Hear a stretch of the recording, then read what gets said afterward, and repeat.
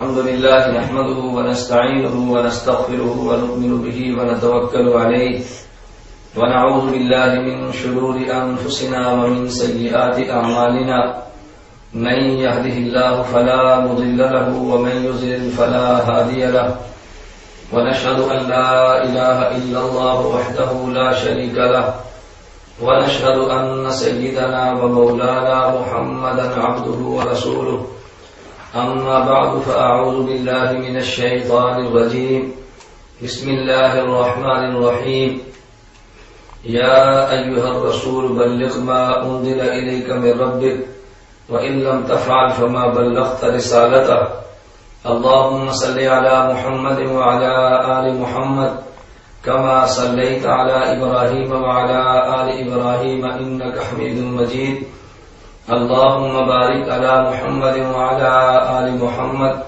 كما باركت على إبراهيم وعلى آل إبراهيم إنك حميد مجيد. گرامی قدر سامعین،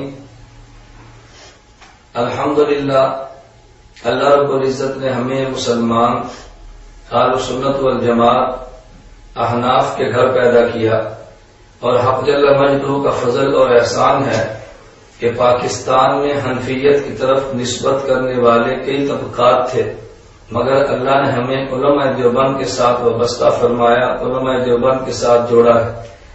علماء دیوبند کی بہت بڑی خوبی یہ ہے، انہوں نے دین کی اشاعت کا کام بھی کیا، دین کے دفاع کا کام بھی کیا، اور دین کے نفاذ کا کام بھی کیا. حق جل مجدہ نے دین کے ہر شعبے میں تقریباً علماء دیوبند سے خوب کام لیا ہے. اللہ رب العزت میرے اکابر علماء دیوبند کی تمام ان مسائل جمیلہ کو قبول اور منظور فرمائے. ہمارے اکابر علماء دیوبند نے قرآن کریم کی خدمت فرمائی، قرآن کریم کی تفسیر کی خدمت فرمائی، احادیث رسول صلی اللہ علیہ وسلم کی بہت بڑی خدمت کی، نبی کریم صلی اللہ علیہ وسلم کے صحابہ کرام رضی اللہ عنہم اجمعین کے تحفظ کا کام کیا. اس کے علاوہ دین کے ہر شعبے کا کام علماء دیوبند نے خوب سے خوب تر فرمایا. لیکن ان کی ان مسائل جمیلہ کو قبول کرنا چاہیے تھا، مگر بعض حضرات جو خود باطل اور باطل کا پودا ہیں، انہوں نے علماء دیوبند کی مختلف دینی خدمات پہ مختلف انداز سے رقیق اور باریک اور گھنونے حملے کیے. ہمارے اکابر علماء دیوبند کی اس وقت دینی جو اہم خدمات ہیں، ان میں ایک بہت بڑی خدمت پوری دنیا میں تبلیغی جماعت کا قیام ہے، جنہوں نے بحمد اللہ تعالی کروڑوں کی تعداد میں لوگوں کے ایمان عقائد کو درست کیا، لوگوں کو اعمال کی زندگی دی ہے، اور بہت بڑی تعداد وہ ہے جو تبلیغی جماعت کی محنت کی برکت سے کلمہ پڑھ کر اسلام میں داخل ہوئی، اور بہت بڑی تعداد وہ ہے جو نام کی مسلمان تھی لیکن تبلیغی جماعت کی محنت کی وجہ سے وہ کام کی مسلمان بنی ہے. حضرت جی مولانا محمد الیاس نور اللہ برکتہ کی اس تحریک نے جنم ہندوستان سے لیا، لیکن پوری دنیا پہ تحریک یہ چھا گئی ہے، اور آج کفر کو یہ بات قطعاً نہیں بھاتی کہ یہ کام دن دگنا اور رات چگنا ترقی عطا کرے. کفر کو اس کام کو روکنے کے لیے کئی ایک رقیق حملے کرنے پڑے، اور ان میں یہ سمجھتا ہوں کہ ممکن ہے بعض افراد کو اس کے لیے تیار کیا گیا ہو کہ تبلیغی جماعت کی تحریر کردہ کتب جو حدیث میں ایک ممتاز مقام رکھتی ہیں، تبلیغی جماعت کے اکابر جن کا علم تقوی اور ورع مسلم ہے، تبلیغی جماعت کے حضرات علماء کہ جن کی دعوت کی وجہ سے لاکھوں کی تعداد میں لوگ دین قبول کر رہے ہیں، ان پر باقاعدہ منصوبہ بندی کے ساتھ حملے کیے گئے. میں چونکہ اتحاد اہل سنت والجماعت کا ناظم اعلیٰ ہونے کی حیثیت سے اپنی ذمہ داری سمجھتا ہوں کہ جہاں دین کے اور کام بیان کیے جائے تو وہ علماء جنہوں نے دین کی خدمات سر انجام دی ہیں، اگر ان پر کوئی شخص غیر معقول حملہ کرے، غیر معقول الزام لگائے، تو دلائل کے ساتھ ان الزامات کے جوابات دیے جائیں. سعودیہ آج سے 2 سال قبل میرا جانا ہوا، وہاں میں نے پاکستان کے رہنے والے ایک شخص توصیف الرحمان کی ویڈیو کیسٹیں دیکھی. اسی طرح سعودیہ میں ہندوستان کے رہنے والے ایک شخص معراج ربانی کی ویڈیو سیڈیز کو دیکھا کہ جس میں خصوصاً فضائل اعمال اور بہشتی زیور کی عبارات پہ قطع و برید کر کے اعتراضات کیے گئے. میں نے بحمد اللہ تعالی دلائل کے ساتھ ان کا جواب دیا. تاحال میرے ان دلائل کا جواب نہ ہی معراج ربانی انڈین نے دیا، نہ ہی توصیف الرحمان پاکستانی نے دیا. درین اسنا بحمد اللہ تعالی ملک اور ملک سے باہر ہم اپنے مسلک کی اشاعت کے کام میں مصروف تھے کہ آپ حضرات کی علم میں ہوگا 15 مارچ 2010 کو میری گاڑی کو ایک حادثہ پیش آیا اور جس کی وجہ سے میرے بہت سارے اسباب جو باہر کے تھے وہ رکے اور گھر بیٹھ کر دینی خدمات کو سر انجام دینا شروع کیا.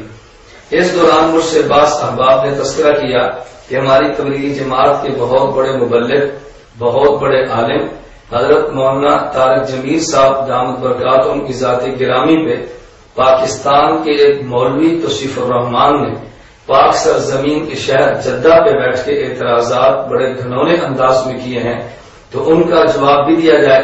چنانچہ گزشتہ سب 11 اپریل 2010 کو رات کو میں نے توصیف الرحمان کی اس پوری گفتگو کو سنا، حضرت مولانا طارق جمیل دامت برکاتہم کے بیانات کو بھی سنا اور ان بیانات پہ جو اعتراضات کیے تو اس کا بخوبی جائزہ لیا. تو میں اس کو دیکھنے کے بعد اس نتیجے پر پہنچا ہوں کہ مولانا طارق جمیل دامت برکاتہم پر جو الزامات لگائے گئے نہ ہی ان کا تعلق نقل کے ساتھ ہے اور نہ ہی ان کا تعلق عقل کے ساتھ ہے. توصیف الرحمان نے گفتگو کی ہے اور توصیف الرحمان کی گفتگو سے قبل ایک عاقل نامی کھدری داڑھی والا شخص جو جدہ میں تھا اس نے میزبانی کی فرائض سر انجام دی.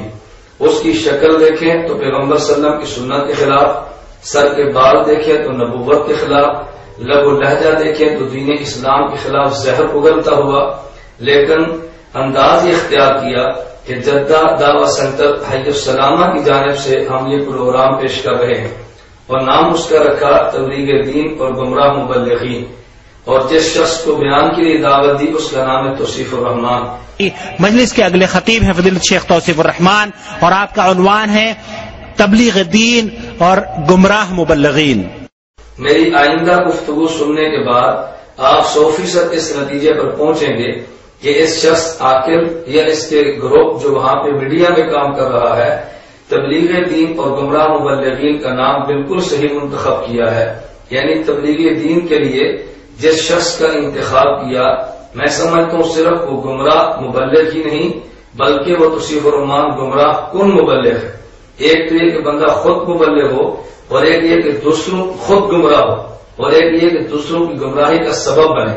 تو اس گمراہ اور گمراہ کن مبلغ توصیف الرحمان کی گفتگو کا آپ انشاءاللہ کلپ وائز جواب ملاحظہ فرمائیں، اس کی گفتگو سنیں، اس پر میرے دلائل دیکھیں اور میں منتظر رہوں گا کہ جس طرح توصیف الرحمان کے اعتراضات کا جواب میں نے ریکارڈ کرایا آج وہ یوٹیوب الاتحاد.org ہماری ویب سائٹ پہ موجود ہے اور ابھی تک توصیف الرحمان کی زبان گونگ ہے اور اس کا جواب نہیں آیا.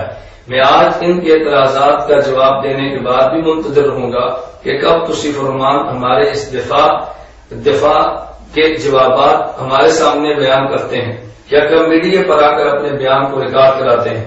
جہاں تک میزبان عاقل کا تعلق ہے تو میں اپنی گفتگو میں عاقل کی گفتگو کو بنیاد بنا کر بات کرتا ہوں. کسی عاقل نے یہ کہا قل جاء الحق وزهق الباطل، قل جاء الحق وزهق الباطل ان الباطل کان زہوقا. یہ آیت کریمہ پڑھنے کے بعد عاقل نے کہا کہ ہمارا طرز وہ ہے جو ہم نے اپنے اسلاف سے اخذ کیا ہے. امام ابن تیمیہ رحمہ اللہ کے حوالے سے نقل کیا کسی شخص نے حضرت امام احمد بن حنبل رحمہ اللہ تعالی سے عرض کیا حضرت فلاں شخص کو ضعیف اور کذاب کہنے کو دل چاہتا ہے لیکن مناسب نہیں سمجھتا، میں کذاب اور ضعیف کہتے ہوئے اپنے اوپر ایک بوجھ محسوس کرتا ہوں. حضرت امام احمد بن حنبل رحمہ اللہ نے فرمایا اگر تم اس کو کذاب اور ضعیف نہیں کہو گے تو جاہل اس کی باتوں سے بچیں گے کیسے؟ اس لیے ہم کذاب اور ضعیف کہتے ہیں تاکہ جہلا ان لوگوں کی باتوں سے بچ سکے. میں عاقل کے بیان کردہ حوالے پر اعتماد کرتے ہوئے کہنا چاہتا ہوں کہ اگر توصیف الرحمان کو کذاب اور دجال میں نہ کہوں تو لوگ اس کی داڑھی، اس کا جبہ پاک سرزمین جدہ پہ ہونے والی مسجد میں گفتگو اور سر پہ سعودی رومال کو دے کر دھوکے میں آئیں گے. دجال دجل سے ہے، دجل کا معنی خلق مت کرنا ہے. بالکل اسی طرح جس طرح مفتی محمود نور اللہ مرتضی نے فرمایا کہ جب اسمبلی میں میری گفتگو مرزا ناصر قادیانی سے ہوئی تو وہ جبہ پہن کے، پگڑی پہن کے، اور وہ جب داڑھی کے ساتھ اسمبلی میں آیا تو میں سوچتا کہ لو یا اللہ میں کیسے عوام کو قائل کروں یہ شخص کافر ہے، لیکن دلائل کے ساتھ قائل کیا. تو میں اگر اس کے دجل کا پردہ چاک نہ کرتا تو لوگ سمجھتے توصیف الرحمان صاحب علم ہے، توصیف الرحمان صاحب برا اور تقوی ہے، اور توصیف الرحمان شاید علمی شخصیت کا نام ہوگا کہ اس نے مولانا طارق جمیل دامت برکاتہم کی ذات پہ جو حملہ کیا ہے. توصیف الرحمان دجال اور کذاب کا مولانا طارق جمیل دامت برکاتہم پر حملہ کرنا یہ بالکل ایسے ہی ہے کہ جیسے میراثی بادشاہ کی لڑکی پہ عاشق ہوا اور اس نے عوام میں پروپیگنڈا کیا کہ میں بادشاہ کی بیٹی پہ عاشق ہوں. لوگوں نے کہا کہ یہ بادشاہ کی شہزادی تجھے نہیں مل سکتی، اس کے عشق میں مبتلا ہونے کا تجھے فائدہ. اس میراثی نے کہا میں سمجھتا ہوں کہ یہ لڑکی مجھے نہیں مل سکتی. کسی نے کہا نہیں ملے گی اور تجھے چوک پر جوتے بھی پڑیں گے. تو اس نے کہا میرے علم میں ہم مجھے جوتے پڑیں گے، لیکن جب چوک پر جوتے لگے تو لوگ پوچھیں گے جوتے کیوں لگتے ہیں؟ تو کہیں گے شہزادی کے عاشق کو جوتے لگتے ہیں. جوتے لگے نسبت تو بڑی ہوگی. تو توصیف الرحمان کذاب اور دجال نے سمجھا کہ چلو چوک پہ جوتے تو پڑیں، لیکن یہ تو ہوگا کہ تنقید مولانا طارق جمیل پر کی ہے. میں اس کو اپنی پنجابی زبان میں کہتا ہوں ذات دی کوڑ کلی اور شکیدہ نرجک ہے. توصیف الرحمان اپنے اوقات کو دیکھ اور مولانا طارق جمیل دامت برکاتہم شخصیت اور ذات گرامی کو دیکھ. اللہ تجھے کچھ عقل اور ہدایت عطا فرمائے. خیر پھر اس شخص نے ایک شعر پڑھا اور کہا دستار کے ہر تار کی تحقیق ہے لازم، ہر صاحب دستار معزز نہیں ہوتا. دستار کے ہر تار کی تحقیق ہے لازم، دستار کے ہر تار کی تحقیق ہے لازم، ہر صاحب دستار معزز نہیں ہوتا. میں عاقل صاحب کی خدمت میں گزارش کروں گا ذرا اس شعر کو بھی ایک مرتبہ بیان کر دیں. رومال کے ہر تار کی تحقیق ہے لازم، ہر صاحب رومال معزز نہیں ہوتا. اگر دستار پہ تمہیں گلا ہے تو صرف رومال پہ بھی گنا ہونا چاہیے، جبکہ دستار کا تذکرہ تو احادیث پیغمبر میں ہے. اور یہ رومال جو تمہارے دجال میں پہنا ہے اس سے پوچھو کس حدیث پیغمبر میں ہے؟ یہ کون سے اکابر اور اسلاف کا طرز ہے؟ مولانا طارق جمیل کی مصنون امامے پہ اشکال ہے اور غیر مصنون رومال پہ تمہیں کوئی گلا اور شکوہ نہیں ہے. تو آخر سے میں گزارش کروں گا کہ میری گزشتہ ہونے والی گفتگو پر جماعت نے جناب نے کچھ ہلکی سی گفتگو کی تھی جس کا جواب ریکارڈ پر موجود ہے. میں دراصل منتظر تھا کہ معراج ربانی کا جواب آئے، لیکن معراج ربانی گم ہوا، اس کی زبان نے ساتھ چھوڑا. اکابر علماء دیوبند کو اس نے بکنا ختم کر دیا. تو انشاءاللہ العزیز یہ ساری ٹیم جو ہمارے اکابر کے خلاف اپنی زبان سے زہر اگلتی ہے، اللہ نے توفیق عطا فرمائی، ہم دلائل کے ساتھ اس اگلنے والے زہر کا جواب ضرور دیں گے. آگے چلیے. جہاں تک توصیف الرحمان دجال اور کذاب کی گفتگو کی ہے، آپ حضرات شکوہ اور کلک وائرس کا جواب ملاحظہ فرمائیں.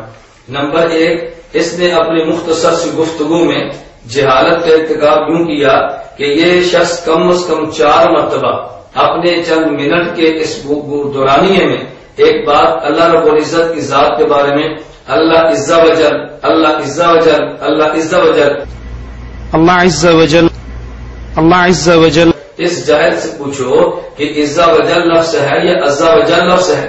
جو آدمی اللہ کی ذات کے بارے میں معزز کلمات کو بھی نہیں سمجھتا، اس جاہل کو کیا حق پہنچتا ہے کہ مولانا طارق جمیل جیسے صاحب علم پہ گفتگو کرے. جہالت نمبر 2، اس نے قرآن کریم کی آیت پڑھی اجعل الآلہۃ الہ واحدہ تو آپ سامعین اور ناظرین میں گزارش کروں گا اس کی آیت کو دوبارہ سماعت فرمائیں. اجعل الآلہۃ الہ واحدہ، یہ الہن پہ جو تم نے مد ممدودہ پڑھی ہے، یہ الف مقصورہ کو ممدودہ اور 4 الفی مد اتنی لمبی کھینچ دینا، یہ کون سی قرآن کریم کی بلاغت ہے؟ کیا یہ فن تجوید کا تقاضا ہے؟ کیا تم نے کسی قاری سے اس کو تلاوت پڑھی یا سنی ہے؟ یہ کون سی قرآن کی آیت ہے جو تم نے پڑھی ہے؟ اجعل الآلہۃ الہ واحدہ. تو اس جاہل نے اللہ رب العزت کی ذات کے بارے میں عز و جل کی بجائے عزا و جل کہہ دیا. اجعل الآلہۃ الہا واحدہ کو الہا واحدہ لمبا کر کے پڑھا. نمبر 3، اس جاہل کو یہ بھی نہیں پتا کہ زکوٰۃ کسے کہتے ہیں، اس لیے کہتا ہے کفار مکہ عبادت بھی کرتے، کفار مکہ حج بھی کرتے، کفار مکہ روزہ بھی رکھتے، کفار مکہ صدقہ بھی دیتے، اور جاہل کہتا ہے کفار مکہ زکوٰۃ بھی دیتے. اے کفار، تم اللہ کے لیے روزے رکھ رہے ہو، حج کر رہے ہو، زکوٰۃ دے رہے ہو، صدقہ دے رہے ہو. بتاؤ کون سی قرآن کی آیت میں ہے کفار مکہ زکوٰۃ دیتے؟ کون سی حدیث مبارک میں ہے کفار مکہ زکوٰۃ دیتے؟ ظالم جس کو اسلام زکوٰۃ کہتا ہے، یہ تو مسلمان ہی ادا کر لیں تو بڑی بات ہے، کفار کو تو زکوٰۃ کے معنی کا علم ہی نہیں کہ جائے کہ یہ کہنا قریش مکہ زکوٰۃ دیتے. میں نے اس کے مختصر سے اس دوران بیان میں 3 جہالتیں بیان کی ہیں. اور نمبر 2، اس کا دجل اور فرار دیکھیں. گفتگو اس انداز میں کرتا ہے کہ بہت سارے لوگ وہ ہیں جو قربانی کی کھالیں جمع کرنے پہ بندے جمع کرتے ہیں، سینٹ کی سیٹ کے لیے بندہ جمع کرتے ہیں، کشمیر بنے گا پاکستان کے نعرے پہ لوگ جمع کرتے ہیں، اور مشرکین اور کفار کو ساتھ بلاتے ہیں. کبھی جلیل نقوی شیعہ کو بلاتے ہیں، کبھی مفتی منیب الرحمان بریلوی کو بلاتے ہیں، کبھی نورانی کے بیٹے کو بلاتے ہیں. 2 گھنٹے کی تقریریں سن لیجئے، 3 دن کے اجتماع اٹینڈ کر کے دیکھ لیجئے، آپ کو لا الہ الا اللہ کی دعوت دینے والا خال نظر آئے گا. وہاں پر تبلیغ کی دعوت ہے، وہاں پر چلے کی دعوت ہے، وہاں پر سہروزے کی دعوت ہے، وہاں پر لڑنے اور مرنے کی دعوت ہے، زمینوں کو آزاد کرانے کی دعوت ہے، کشمیر بنے گا پاکستان کی دعوت ہے، وہاں پر قربانی کی کھالیں اکٹھی کرنے کی دعوت ہے. لیکن لا الہ الا اللہ کی دعوت نہیں ہے، توحید کی دعوت نہیں ہے. اور ظلم در ظلم توحید کی دعوت بھی چھٹ گئی، توحید کے دشمنوں کو اپنے گلے بھی لگا لیا گیا. جلسہ ہوتا ہے، اجتماع ہوتا ہے، اشتہار چھپتے ہیں. ہمارے اس اجتماع میں سب مذہبی اور سیاسی قائدین خطاب فرمائیں گے. خطاب فرمانے آتے ہیں مفتی منیب الرحمان، خطاب فرمانے آتے ہیں عبد الجلیل نقوی شیعوں کا امام، خطاب فرمانے آتا ہے اسد نورانی شاہ احمد نورانی کا بیٹا. سوال یہ پیدا ہوتا ہے اگر تم نے اعتراض رائے ونڈ کی تبلیغی جماعت پہ کرنا تھا، اگر اعتراض نظام الدین کے تبلیغی جماعت پہ کرنا تھا، اگر اعتراض مولانا طارق جمیل دامت برکاتہم کی محنت پہ کرنا تھا، تو رائے ونڈ والے کشمیر بنے گا پاکستان کے نام پہ قوم کو جمع نہیں کرتے. رائے ونڈ والوں نے آج تک جلیل نقوی کو دعوت نہیں دی، رائے ونڈ والوں نے آج تک مفتی منیب اور ماں کے ساتھ مل کر جلسہ نہیں کیا. یہ جلسہ کرنے والے کا نام ساجد میر ہے، جماعت کا نام مرکز جمعیت اہل حدیث ہے، اور یہ کرنے والے کا نام حافظ پروفیسر سعید ہے، جماعت کا نام الدعوہ و لشکر طیبہ ہے. میں کہتا ہوں تمہیں غیرت کی گولی کھانی چاہیے، جس طرح تم نے حضرت مولانا طارق جمیل دامت برکاتہم کی ذات گرامی پر کیسٹ ریکارڈ کرائی ہے. ذرا غیرت کی گولی کھاؤ. حافظ سعید کو غلط سمجھ دو تو کیسٹ ریکارڈ کرا دو، جماعت الدعوہ کو غلط سمجھ دو کیسٹ ریکارڈ کرا دو. اگر تم اس ساجد میر کو غلط سمجھتے ہو کیسٹ ریکارڈ کرا دو. تو جو قصور ان کے تھے اٹھاتے کن کے ڈالے اور آرام کے ساتھ کہہ دیا یہ تو وہ لوگ تھے جن کے پلے میں کچھ توحید تھی اور توحید کے داعی تھے. یعنی تمہارے ہاں یہ بھی مکمل توحیدی نہیں ہے. تو ان توحید کے دعویٰ کرنے والے جن کے پلے میں کچھ توحید ہے، ذرا مہربانی کر کے آپ ان کو بھی ان پر کیسے ریکارڈ کرا دیں. لیکن ایسی تم حماقت کبھی نہیں کرو گے. معلوم ہوا کہ تمہیں گلا کاس پر نہیں ہے، گلا ذات پر ہے. اگر گلا کاس پہ نہ ہوتا، اگر گلا کاس پہ ہوتا تو حافظ سعید کا نام بھی لیتا، تقریر ریکارڈ کراتا، جماعت الدعوہ کا نام لیتا، تقریر ریکارڈ کراتا، حافظ ساجد میر کا نام لیتا اور بیان ریکارڈ کرا دیتا، مرکزی جمعیت اہل حدیث کا نام لیتا اور بیان بھی ریکارڈ کرا دیتا. مولانا طارق جمیل دامت برکاتہم کا نام لیا ہے، تبلیغی جماعت کا نام لیا ہے، لیکن ان جماعتوں کا نام حذف کر جانا اس بات کی دلیل ہے کہ بالکل عنوان ٹھیک قائم کیا. تبلیغی دین اور گمراہ مبلغین کا کام ہی یہ ہے کہ حق بات کو چھپا دو اور جو حق ہو اس کے اوپر تنقید کر دو. اسی طرح اس ظالم نے کہا، کہتا ہے کہ توحید ربوبیت بھی ہے، توحید صفات بھی ہے، توحید عبادت بھی ہے. مولانا طارق جمیل اور تبلیغی جماعت والے توحید ربوبیت کو بیان کرتے ہیں، توحید عبادت اور صفات کو بیان نہیں کرتے. مولانا طارق جمیل صاحب کی کیسٹیں آپ نے سنی ہوں گی. ان کی دعوت سن کے کئی بھولے کہتے ہیں جی آپ نہیں سمجھتے مولانا، توحید کی بڑی بات ہے ان کی کیسٹوں میں. ارے کون سی توحید جو ابو جہل کو منظور تھی؟ خدا تجھے عقل دے، میں توصیف الرحمان دجال اور کذاب کو چیلنج کرتا ہوں. مولانا طارق جمیل دامت برکاتہ کے پورے بیان میں توحید عبادت کی نفی دکھا دو، توحید صفات کی نفی دکھا دو. اور جہاں تک توحید ربوبیت کی بات ہے تو ہم نے کہا کہ مشرکین مکہ بھی توحید کا قائل تھے. ظالم مشرکین مکہ جس توحید کی بات کرتے وہ توحید بھی والی تھی، اور تبلیغی جماعت والے ہمارے اکابر جس توحید کی بات کرتے ہیں وہ توحید ہی والی ہے. ہماری توحید ہے ایاک نعبد و ایاک نستعین، خدا ہی سے ہوتا ہے، خدا ہی سے مانگتے ہیں. رائے والے تو پوری دنیا کو جملہ دیتے ہیں اللہ ہی سے سب کچھ ہونے کا یقین اور غیروں سے کچھ نہ ہونے کا یقین ہمارے دلوں میں آ جائے. کیا یہ توحید کفار مکہ دیتے؟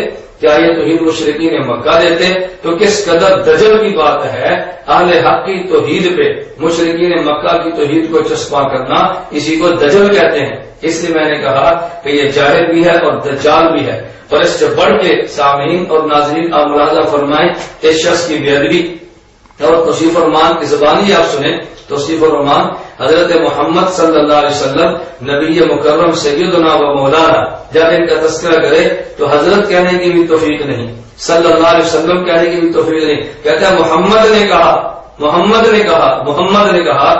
بھول گئے کہ محمد نے ہمیں کیا درس دیا تھا. یوں تو آدمی اپنے استاذ کو بھی خطاب نہیں کرتا، یوں تو آدمی خطاب اپنے بڑے بھائی کو بھی نہیں کرتا، یوں خطاب تو کسی عالم کو بھی نہیں کرتا جس طرح تو نے سرور دو عالم صلی اللہ علیہ وسلم کو خطاب کیا ہے. معلوم ہوا کہ محض طارق جمیل دامت برکاتہم سے چڑھ نہیں ہے، محض تبلیغی جماعت یا کافر کا بغض نہیں ہے، محض امام ابو حنیفہ سے دکھ نہیں ہے، بلکہ تمہارے دل کا بغض تو سیدنا حضرت محمد صلی اللہ علیہ وسلم کی ذات گرامی تک پہنچتا ہے. اس مختصر سے دورانیے میں نے توصیف الرحمان دجال اور کذاب کا دجل، اس کی جہالت اور اس کی بے ادبی بیان کی ہے. اللہ مجھے اور آپ کو اس کے دجل سے بھی محفوظ رکھے، اللہ ہمیں بے ادب ہونے سے بھی محفوظ رکھے. اللہ رب العالمین ہمیں جہالت کی بجائے اہل حق والا علم عطا فرمائے. گرامی قدر سامعین اور ناظرین، آپ ذرا سماعت فرمائیں اور دیکھیں اس کا دجل اور اس کا افتراء حضرت مولانا طارق جمیل صاحب دامت برکاتہم پر. سرکار فرماتے نے پاویں کو شیعہ ہے، پاویں کو سنی ہے، پاویں کو وہابی ہے، جہاں کوئی تمال نہیں پا رہا وہ علی پاک دا منکر ہے. جہاں علی پاک دا منکر ہے سرکار کہندے نے، میں سرکار نوری بوری والے دی قسم کھا کے کہنا کہ او دی حشر میں بخشش نہیں ہونی.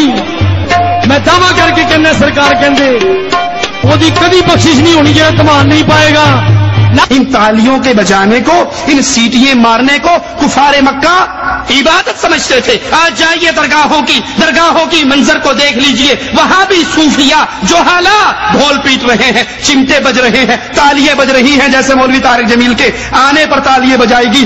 جب کوئی شخص توصیف الرحمان دجال کی بنائی ویڈیو سی ڈی دیکھتا ہے وہ سمجھتا ہے کہ جس دربار پہ مولانا طارق جمیل صاحب دامت برکاتہم دین کی دعوت دینے کے لیے تشریف لے گئے ہیں، وہاں پہ سرنگیاں، وہاں پہ تبلے بجائے جا رہے تھے اور تبلے بجائے جا رہے تھے. حالانکہ ایسی بات قطع نہیں ہے.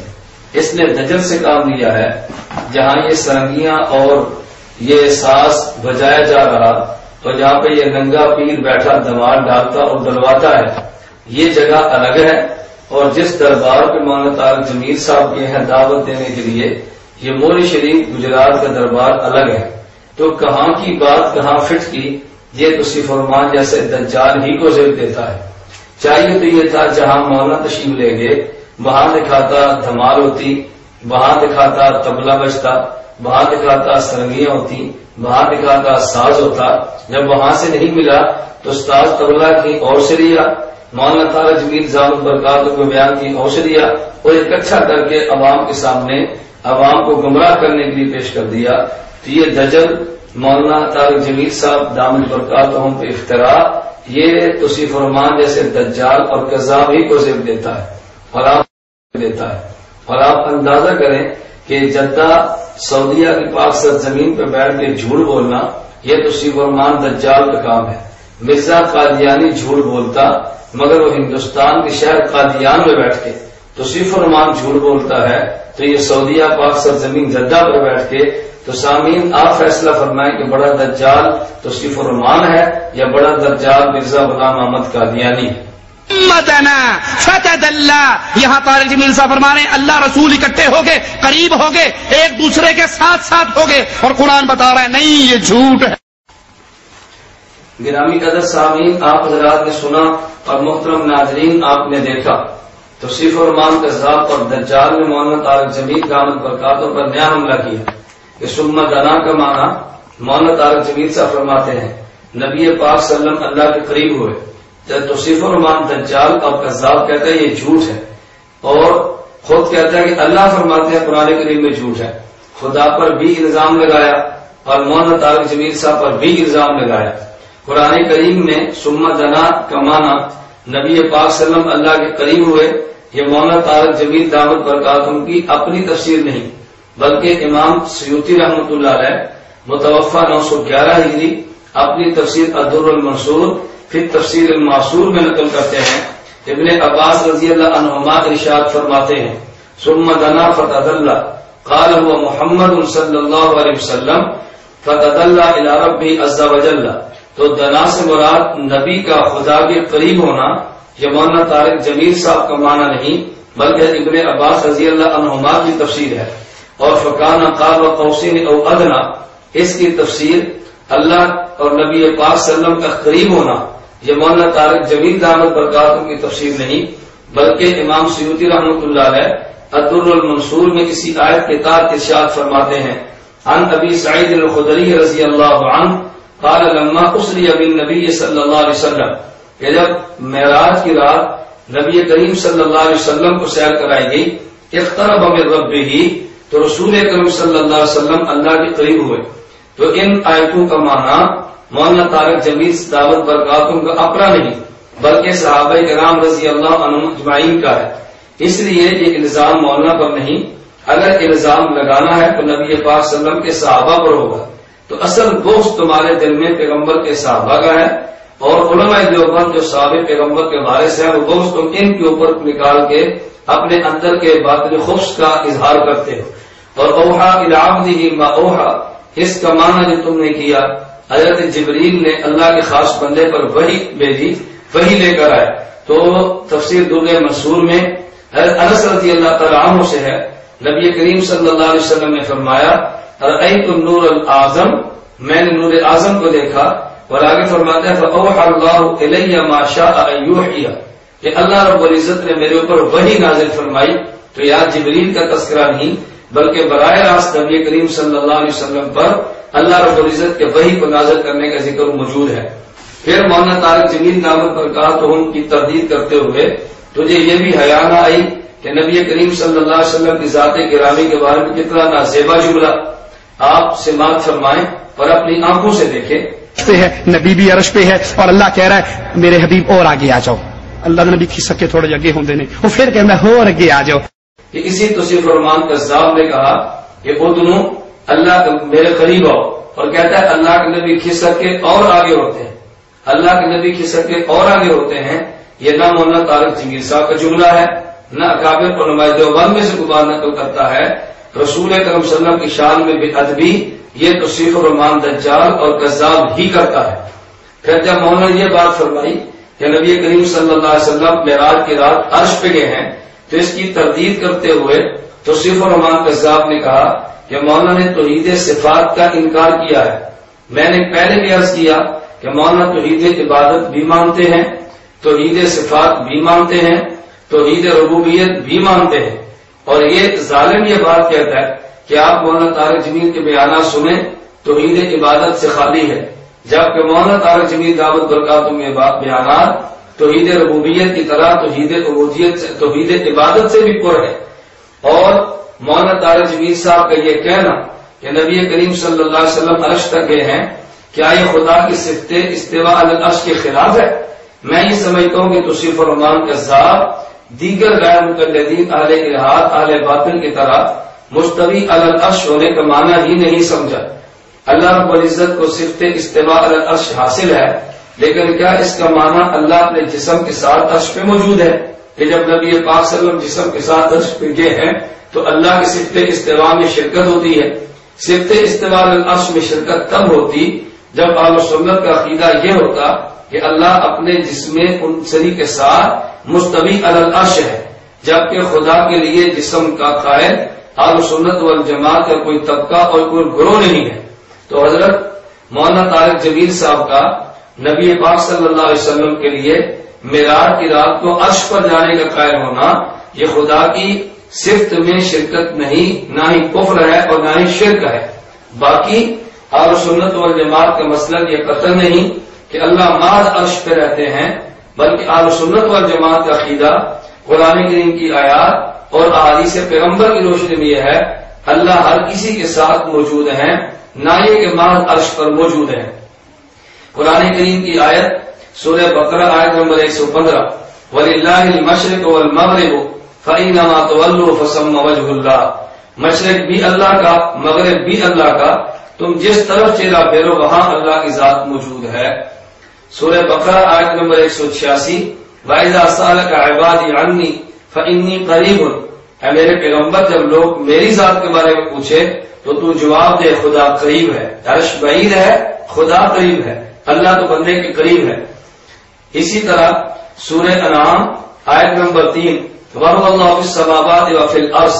اللہ رب العزت الہ ہے آسمانوں میں بھی اور زمینوں میں بھی. سورہ توبہ آیت نمبر 40 لا تحزن ان اللہ معنا.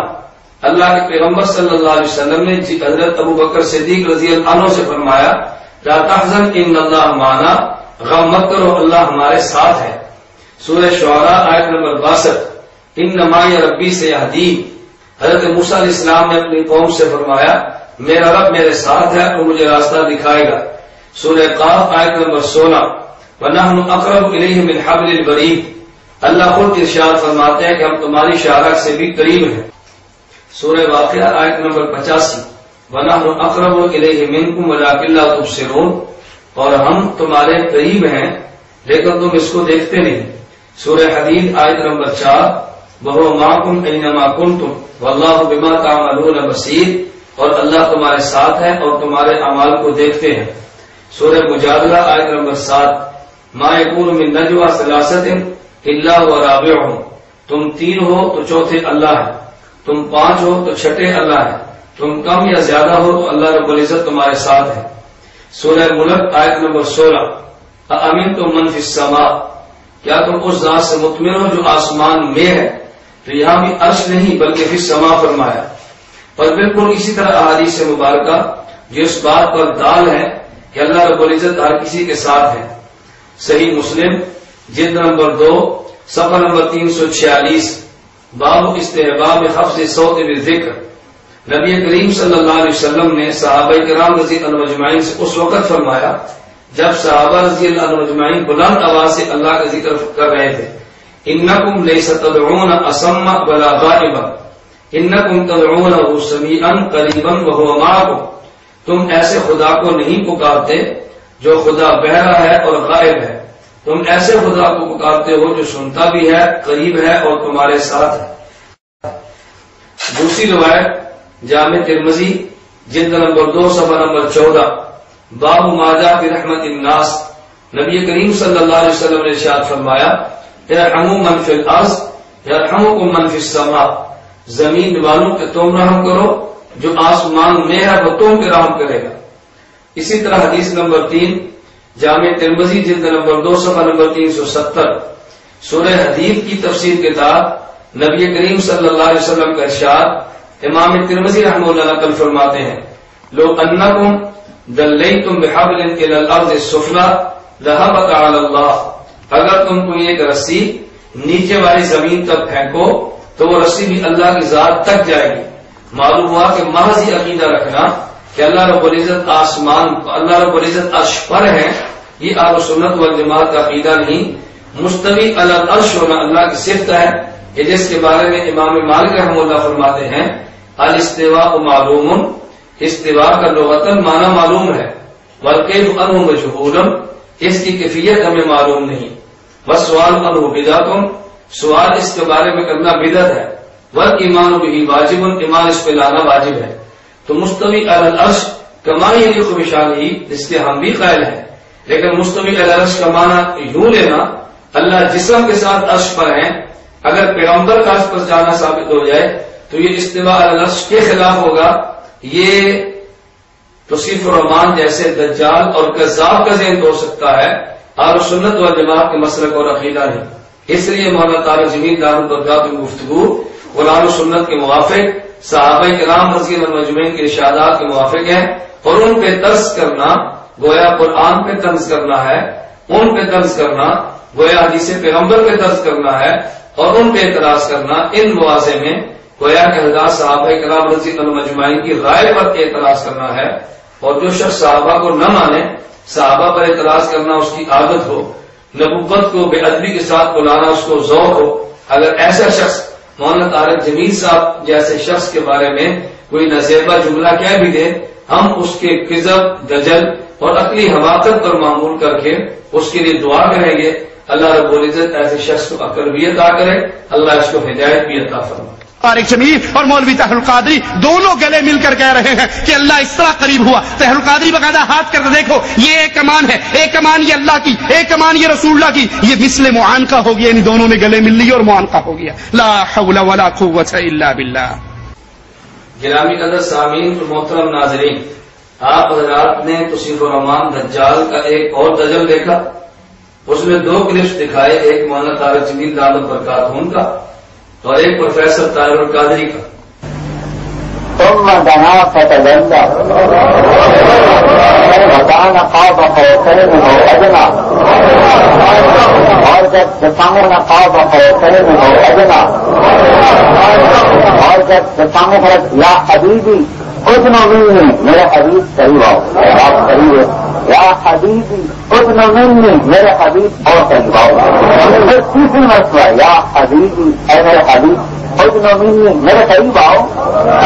عرش کے اوپر کے پردے جو 70,000 بھی چاک ہو گئے، اور اللہ اپنے سامنے 3 مرتبہ قریب کر کے یہ خطاب فرما رہے، تو کتنی پرواز ہوگی اس نبی کی بھائی؟ کیا خبر، تم نور و بشر میں جگڑتے رہتے ہو؟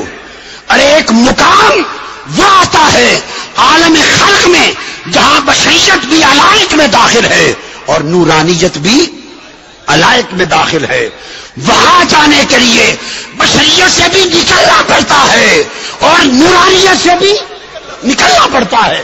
جب لامکان پہ پہنچے تو مصطفیٰ جب عالم عرش پہ آئے تو بشریت کا لباس اتار دیا تھا، جب عرش پر آئے تو بشریت کا لباس اتار دیا تھا، اور جب عرش والوں کو چھوڑ کر لامکان میں گئے نورانیت کا لباس بھی اتار دیا تھا۔ اب کون سا لباس رہ گیا؟ ہائے ہائے، ہک ہے ہک ہے ہک ہے ہک ہے ہک ہے ہک ہے، جیڑا ہک کو ڈو کر جانے او کافر تے مشرک ہے۔ دنا کی کمان تھی، وہ جو ادھر سے آ رہا تھا، ایک اس کی کمان تھی، ایک فتد اللہ جو ادھر سے آ رہا تھا بلانے والا، ایک جانے والے کی کمان تھی، ایک بلانے والے کی کمان تھی۔ جب 2 ہاتھ 2 کمانوں کی مانند مل جائیں تو 2 کمانوں کا ملنا مثل معان کا ہو جاتا ہے۔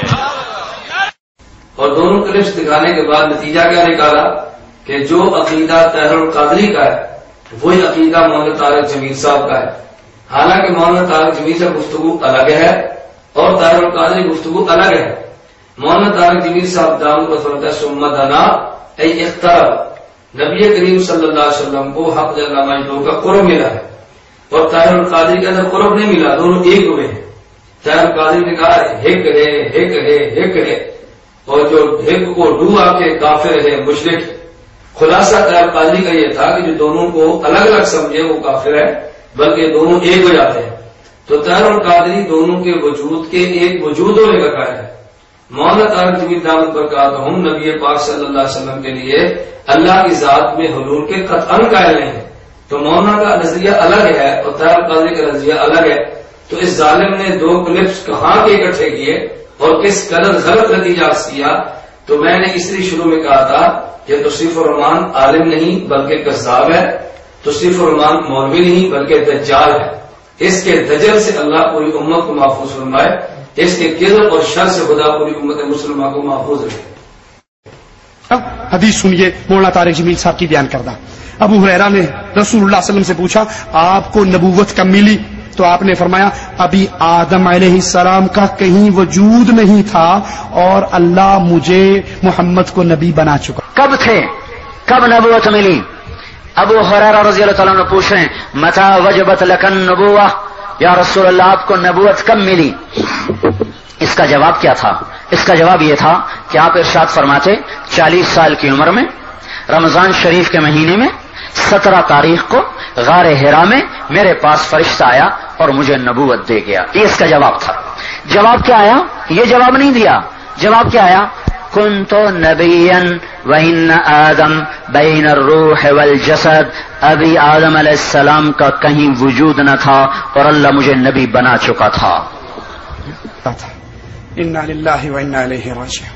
اے کاش مولانا آپ ہر پڑی ہوئی چیز کو بیان کرنے سے پہلے ایک لمحے کے لیے رک کر یہ تو سوچ لیں کیا یہ اللہ کے نبی کی حدیث ہے یا آپ کے ذمہ جھوٹ باندھا گیا ہے. کیونکہ رسول اللہ صلی اللہ علیہ وسلم نے فرمایا، رسول اللہ صلی اللہ علیہ وسلم نے فرمایا من کذب علی متعمدا، جو جان بوجھ کے بغیر تحقیق کے میرے اوپر جھوٹ باندھتا ہے وہ اس دنیا میں رہتے ہوئے اپنا ٹھکانہ جہنم میں بنا لے. او کما قال علیہ الصلوۃ والسلام. کاش اس من گھڑت روایت، اس جھوٹی روایت کو فرمان رسول کہتے ہوئے آپ کی زبان لڑکھڑا جاتی، آپ رک جاتے. یہ حدیث رسول نہیں ہے، یہ جھوٹ ہے جو محمد رسول اللہ صلی اللہ علیہ وسلم کے ذمہ لگایا گیا. گرامی قدر سامعین، محترم ناظرین، توصیف الرحمان دجال اور کذاب نے مولانا طارق جمیل دامت برکاتہم کی بیان کردہ حدیث پر ایک بالکل جاہلانہ قسم کی اس پہ جرح کی ہے. مولانا طارق جمیل دامت برکاتہ فرماتے ہیں حضرت ابو ہریرہ رضی اللہ تعالی عنہ نے پوچھا یا رسول اللہ متى وجبت لك النبوة، کہ یا رسول اللہ آپ کو نبوت کب ملی ہے؟ نبی کریم صلی اللہ علیہ وسلم نے ارشاد فرمایا کنت نبیا وان آدم بین الروح والجسد. اس پر توصیف الرحمان کذاب نے کہا کہ یہ حدیث موضوع اور من گڑت ہے، اور مولانا طارق جمیل صاحب کو چاہیے کہ ہر گری ہوئی چیز کو اٹھانے سے پہلے سوچنا چاہیے کہ یہ کس قسم کی چیز میں اٹھا رہا ہوں. الیاذ باللہ، نبی کریم صلی اللہ علیہ وسلم کی صحیح حدیث کو موضوع اور من گھڑت کہنا، نبی پاک صلی اللہ علیہ وسلم کے ارشاد گرامی کو گری ہوئی چیز کہنا، یہ توصیف الرحمان جیسے دجال اور کذاب ہی کو زیب دیتا ہے.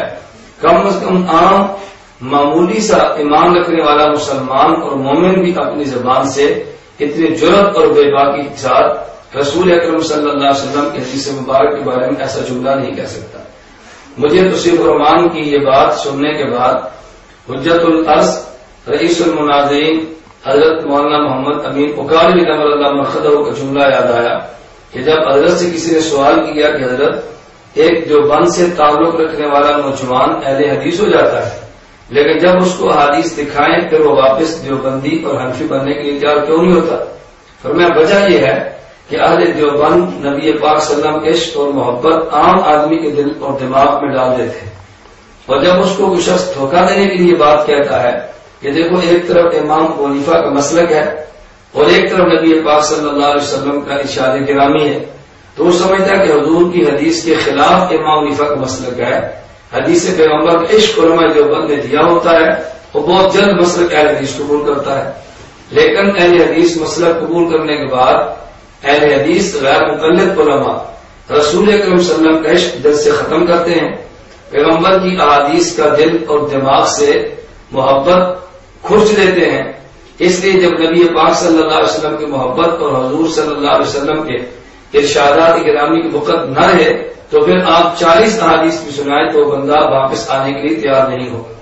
اور حضرت کے اس جملے کی تائید توصیف الرحمان دجال کا جملہ کر رہا ہے کہ نبی پاک صلی اللہ علیہ وسلم کی صحیح حدیث کو موضوع اور من گڑھ کس طرح جرأت بے باکی اور ڈٹائی کے ساتھ کہہ رہا ہے.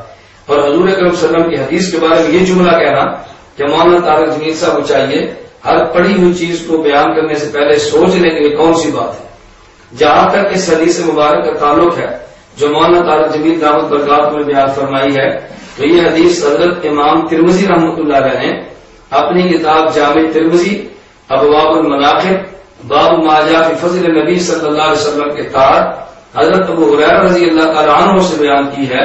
عن ابی ہریرہ رضی اللہ عنہ قال قالوا یا رسول اللہ صلی اللہ علیہ وسلم متى وجبت لك النبوۃ، یا رسول اللہ آپ کو نبوت کب ملی ہے؟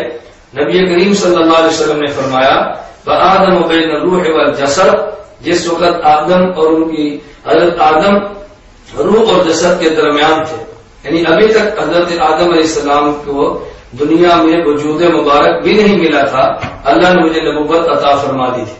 حضرت امام ترمذی فرماتے ہیں قال ابو عیسیٰ ھذا حدیث حسن صحیح، یہ حدیث حسن اور صحیح ہے۔ تو گرامی قدر سامعین، آپ فرمائیں ایک حدیث کو امام ترمذی حسن اور صحیح فرما دیں تو صرف فرمان اس کو موضوع اور من گھٹ کہہ دے۔ اب امام ابو عیسیٰ ترمذی رحمۃ اللہ علیہ کی بات کو مانے یا ہم تو صرف فرمان دجال اور کذاب کی بات کو مانے؟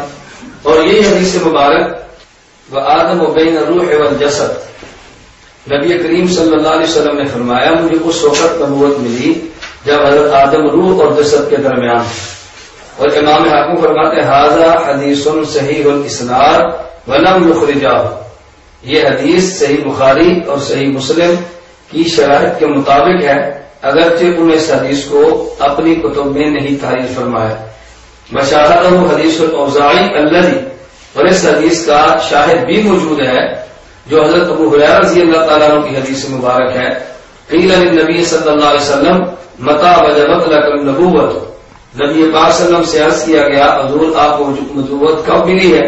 نبی پاک صلی اللہ علیہ وسلم نے فرمایا بین خلق آدم ونفخ الروح فی، حضرت آدم علیہ السلام کے وجود اور اس میں روح ڈالنے کے درمیان، یعنی جس وقت آدم علیہ السلام کا جسد مبارک ابھی مکمل نہیں بنا، آدم علیہ السلام کی روح اس میں نہیں ڈلی، حضرت آدم علیہ السلام کا وجود مبارک دنیا میں نہیں آیا، نبی پاک صلی اللہ علیہ وسلم کو نبوت اس وقت بھی مل چکی تھی۔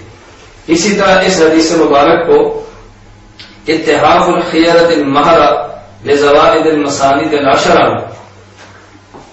حضرت عبداللہ بن شقیق میسرہ سے نقل کرتے ہیں، کہتے ہیں سألت النبی صلی اللہ علیہ وسلم متى كنت نبیا، متى كنت نبیا، یا رسول اللہ فرمائیں نبی پاک صلی اللہ علیہ وسلم اللہ رب العزت نے آپ کو نبوت کب عطا کی؟ تو حضور اکرم صلی اللہ علیہ وسلم فرمائے كنت نبیا وآدم بین الروح والجسد۔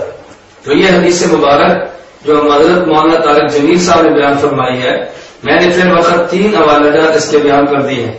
اور گرامی قدر سامعین، آپ اس بات پر حیرت ہوگی کہ توصیف الرحمان دجال جیسا غیر مقلد اس حدیث کو موضوع اور من گھڑت کہتا ہے، اور غیر مقلدین کا ماضی قریب میں دنیا سے رخصت ہونے والا فن اسماء الرجال کا امام حافظ ناصر الدین البانی کسی حدیث کو صحیح کہتا ہے۔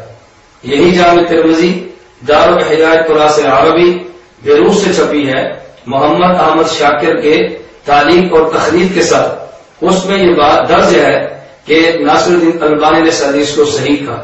تو میں گزارش کرنا چاہتا ہوں کہ جو حدیث مبارک مولانا طارق جمیل صاحب جامع بات جیسے واعظ، خطیب اور عالم جید نے بیان فرمائی ہے، یہ حدیث صحیح ہے، اور اس حدیث کو موضوع اور من گھڑت کہنا یہ توصیف الرحمان دجال اور کذاب کی اپنی اختراع ہے، اس کا اپنا عنوان ہے اور اس کا دجل اور فراڈ ہے۔ اللہ رب العزت ہمیں نبی کریم صلی اللہ علیہ وسلم کی حدیث کو لینے کی توفیق عطا فرمائے اور توصیف الرحمان جیسے دجالوں اور کذابوں سے محفوظ۔ نبی مختار کل ہیں، نبی با اختیار ہیں، یہ دعویٰ مولانا طارق جمیل کا۔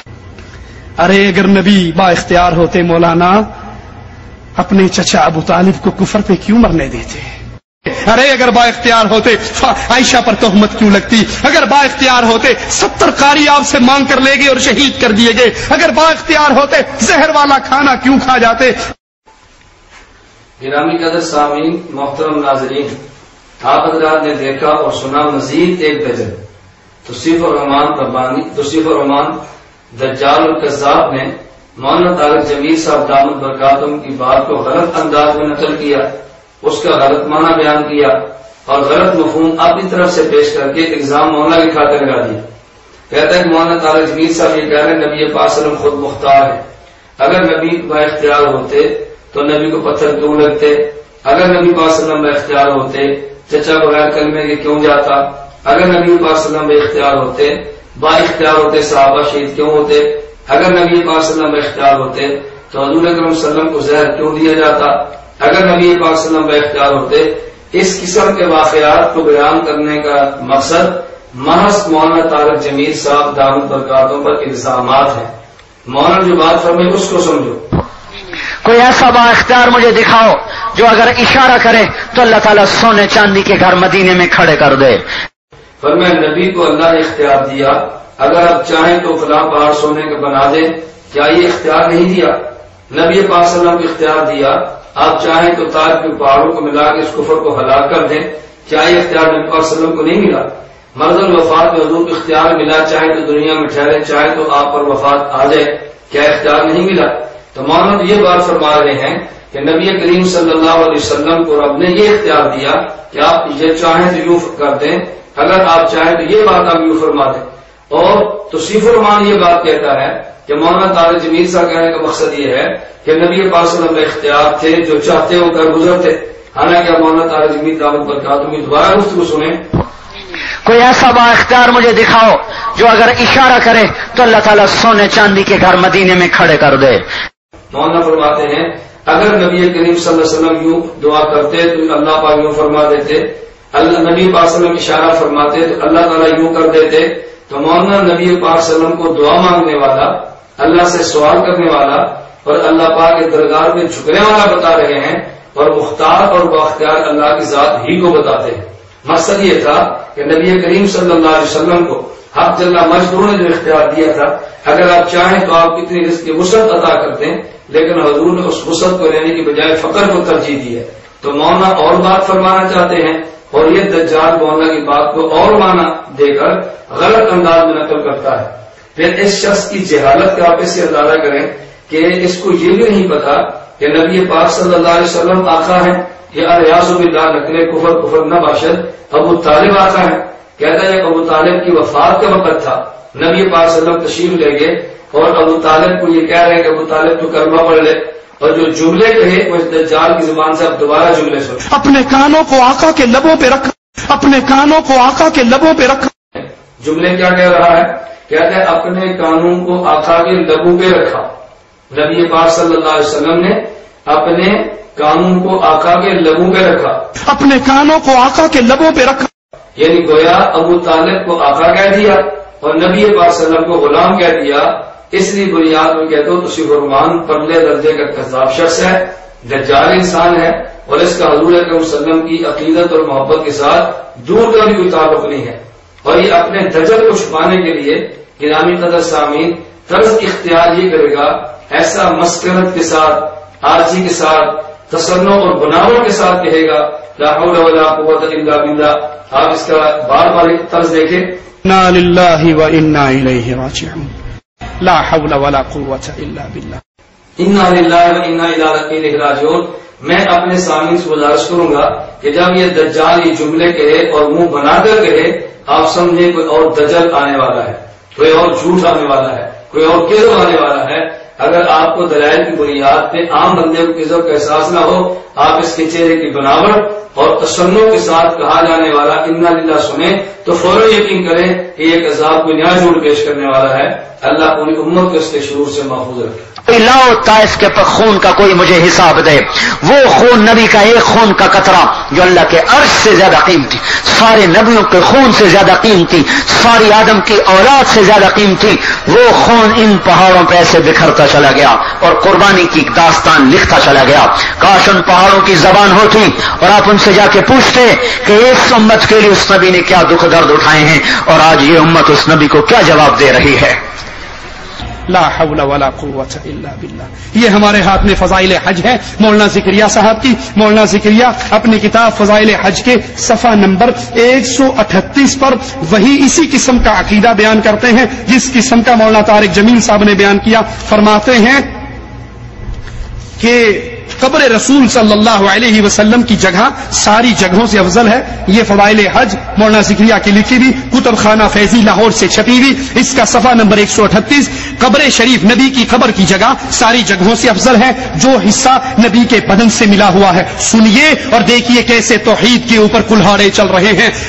ان توحید کا چولا پہننے والے, شرک کے داعی, شرک کے دعات کی محفلوں میں جانے والوں, سیروزے کے لیے نکلنے والوں, ذرا اللہ کو جان دینی ہے. اللہ کی توحید کی قیمت کو اپنے دل میں پیدا کرو. کہا جو حصہ نبی کے جسم سے لگا ہے وہ کعبہ سے افضل ہے, وہ عرش سے افضل ہے, وہ اللہ کی کرسی سے افضل ہے, حتیٰ کہ زمین و آسمان کی ہر جگہ سے افضل ہے. گرامی قدر سامعین اور محترم ناظرین, آپ حضرات نے سنا اور دیکھا کہ یہی توصیف الرحمان دوبارہ پھر حضرت شیخ ذکریا نبر اللہ مرقدہ کی فضائل حج پر اعتراضات کرنے کے لیے چلا, جبکہ میں نے گزارش کی ہے کہ حضرت شیخ رحمہ اللہ کے اعتراضات کے جوابات معراج ربانی نے کیے ہوں یا توصیف الرحمان نے کیے. ان کے مفصلاً میں دلائل دے چکا ہوں اور آج تک معراج ربانی یا توصیف الرحمان کی جانب سے اس کا تسلی بخش اور باعتماد جواب نہیں آیا. حضرت شیخ ذکریا رحمۃ اللہ علیہ کی عبادت پر اعتراض یہ ہے, حضرت شیخ نبی پاک صلی اللہ علیہ وسلم کی قبر اطہر کی مٹی کے وہ ذرے جو رسول اکرم صلی اللہ علیہ وسلم کے وجود اطہر سے ملے ہیں ان کو عرش سے بھی اعلیٰ مانتے ہیں. حضرت مولانا طارق جمیل صاحب دامت برکاتوں پر اعتراض یہ ہے, وہ رسول اکرم صلی اللہ علیہ وسلم کے خون کے قطرے کو خدا کے عرش سے بھی زیادہ قیمتی سمجھتے ہیں. یہ اعتراض تو یہی تھے. جہاں تک حضرت شیخ رحمہ اللہ کا فضائل حج کی یہ عبارت ہے تو حضرت شیخ پر اعتراض کرنے سے قبل تمہیں سوچنا چاہیے یہ اعتقاد حضرت شیخ سے قبل بھی کسی عالم کا ہے یا نہیں. اگر اس سے قبل اور کئی 100 سال قبل علماء نے اپنے اعتقاد کو لکھ دیا ہو, ان پر اعتراض نہ کرنا اور پھر حضرت شیخ ہی پر اعتراض کرنا اس بات کی دلیل ہے کہ اختلاف کے اعتقاد سے نہیں ہے, اختلاف دیوبند کی قابل قدر شخصیات کے ساتھ. یہ جو حضرت شیخ نبر اللہ مرقدہ نے اعتقاد فضائل حج میں درج فرمایا ہے, یہی نظریہ ملا علی قاری رحمہ اللہ الحنفی مناسک ملا علی قاری میں صفحہ 505 پر تحریر فرماتے ہیں.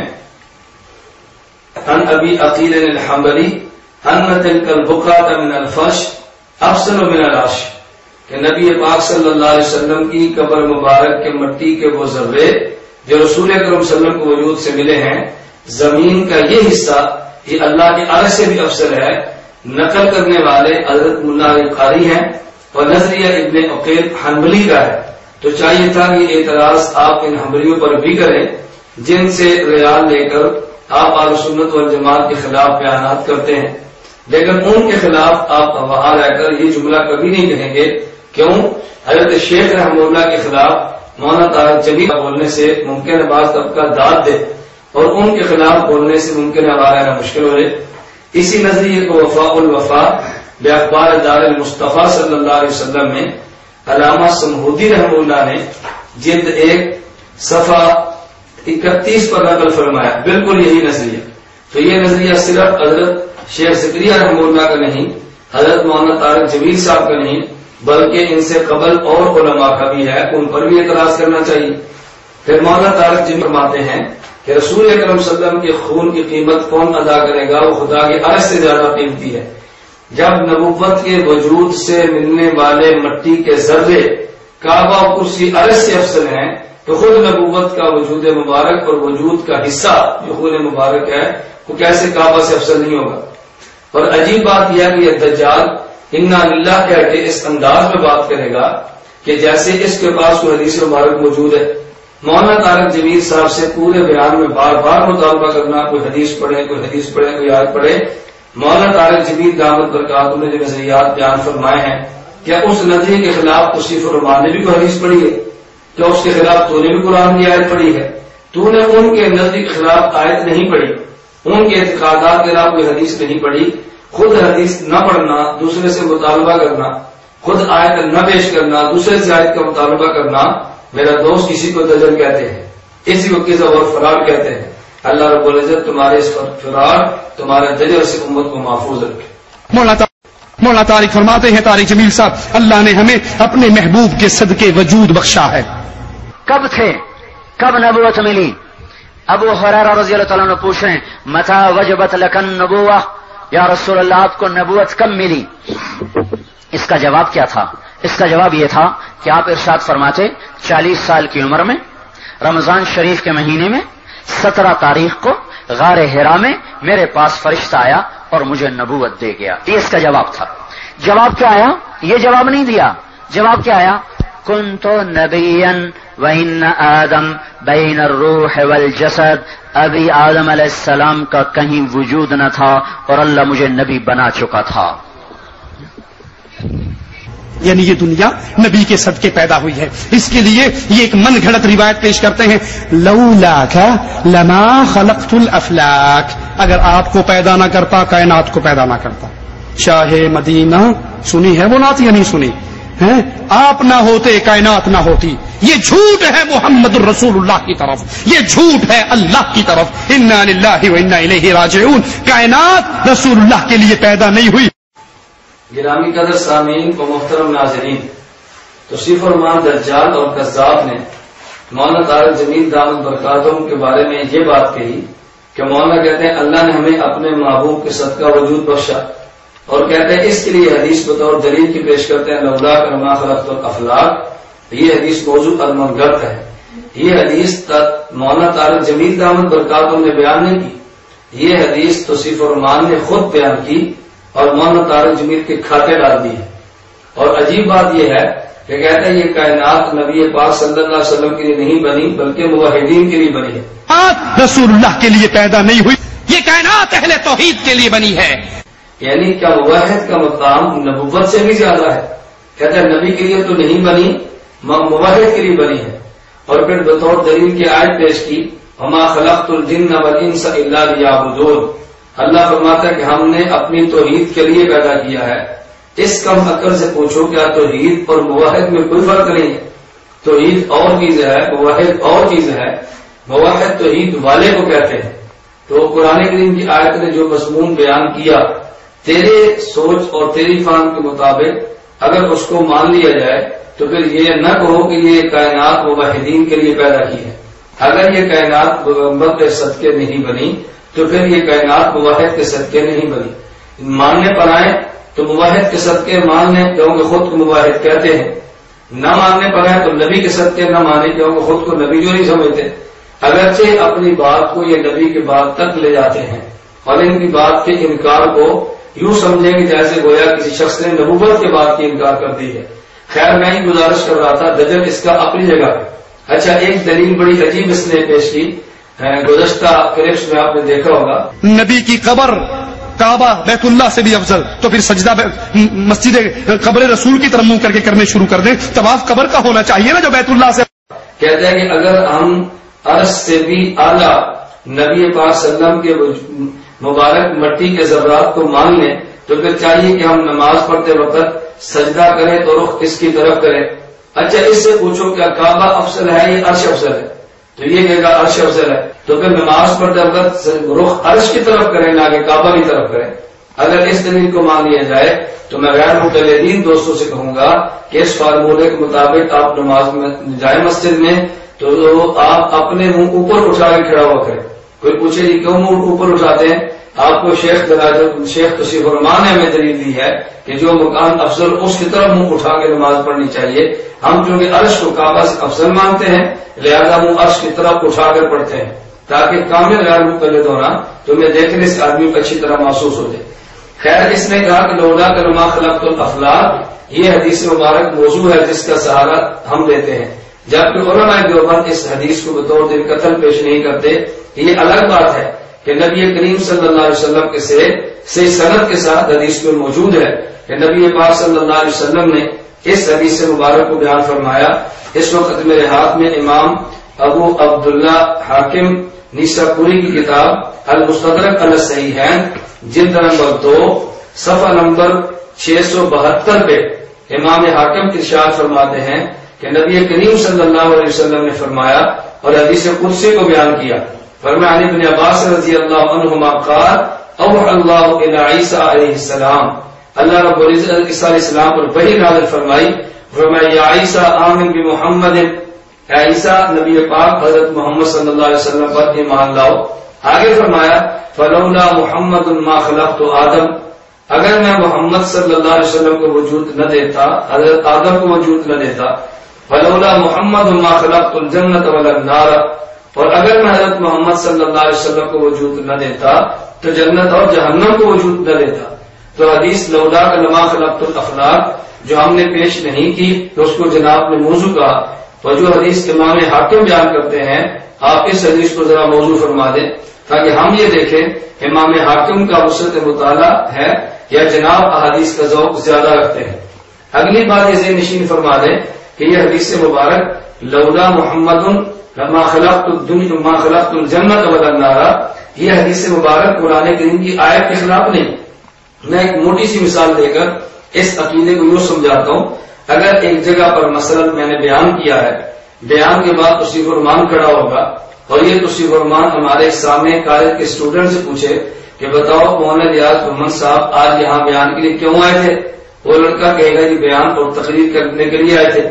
یہ توصیف الرحمان امت میں فتنہ اور شرک ڈالنے کے لیے اور امت میں بگاڑ پیدا کرنے کے لیے میرے پاس کمرے میں اگر پوچھے کہ مولانا آپ یہاں پر کیوں آئے، تو میں کہوں گی اس مسجد کے جو امام ہیں مثلا بھائی بشیر ان کا نام ہے، مولانا بشیر نے مجھے دعوت دی اور ان کی دعوت پر میں آیا ہوں، تو یہ باہر جا کر کھپ ڈال دے گا کہ دیکھو مولانا کچھ اور کہتے ہیں اور ان کے سامنے کچھ اور کہتے ہیں۔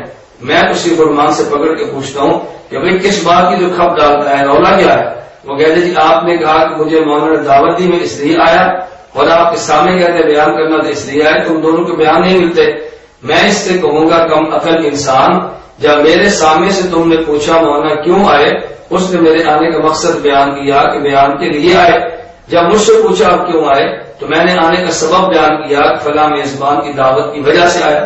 قرآن کریم ارشاد فرماتے ہیں وما خلقت الجن والانس الا لیعبدون، اللہ رب العزت کے ارشاد قرآن کریم میں کہ میں نے جن و انس کو عبادت کے لیے پیدا کیا، اس میں پیدائش کا مقصد بیان کیا ہے۔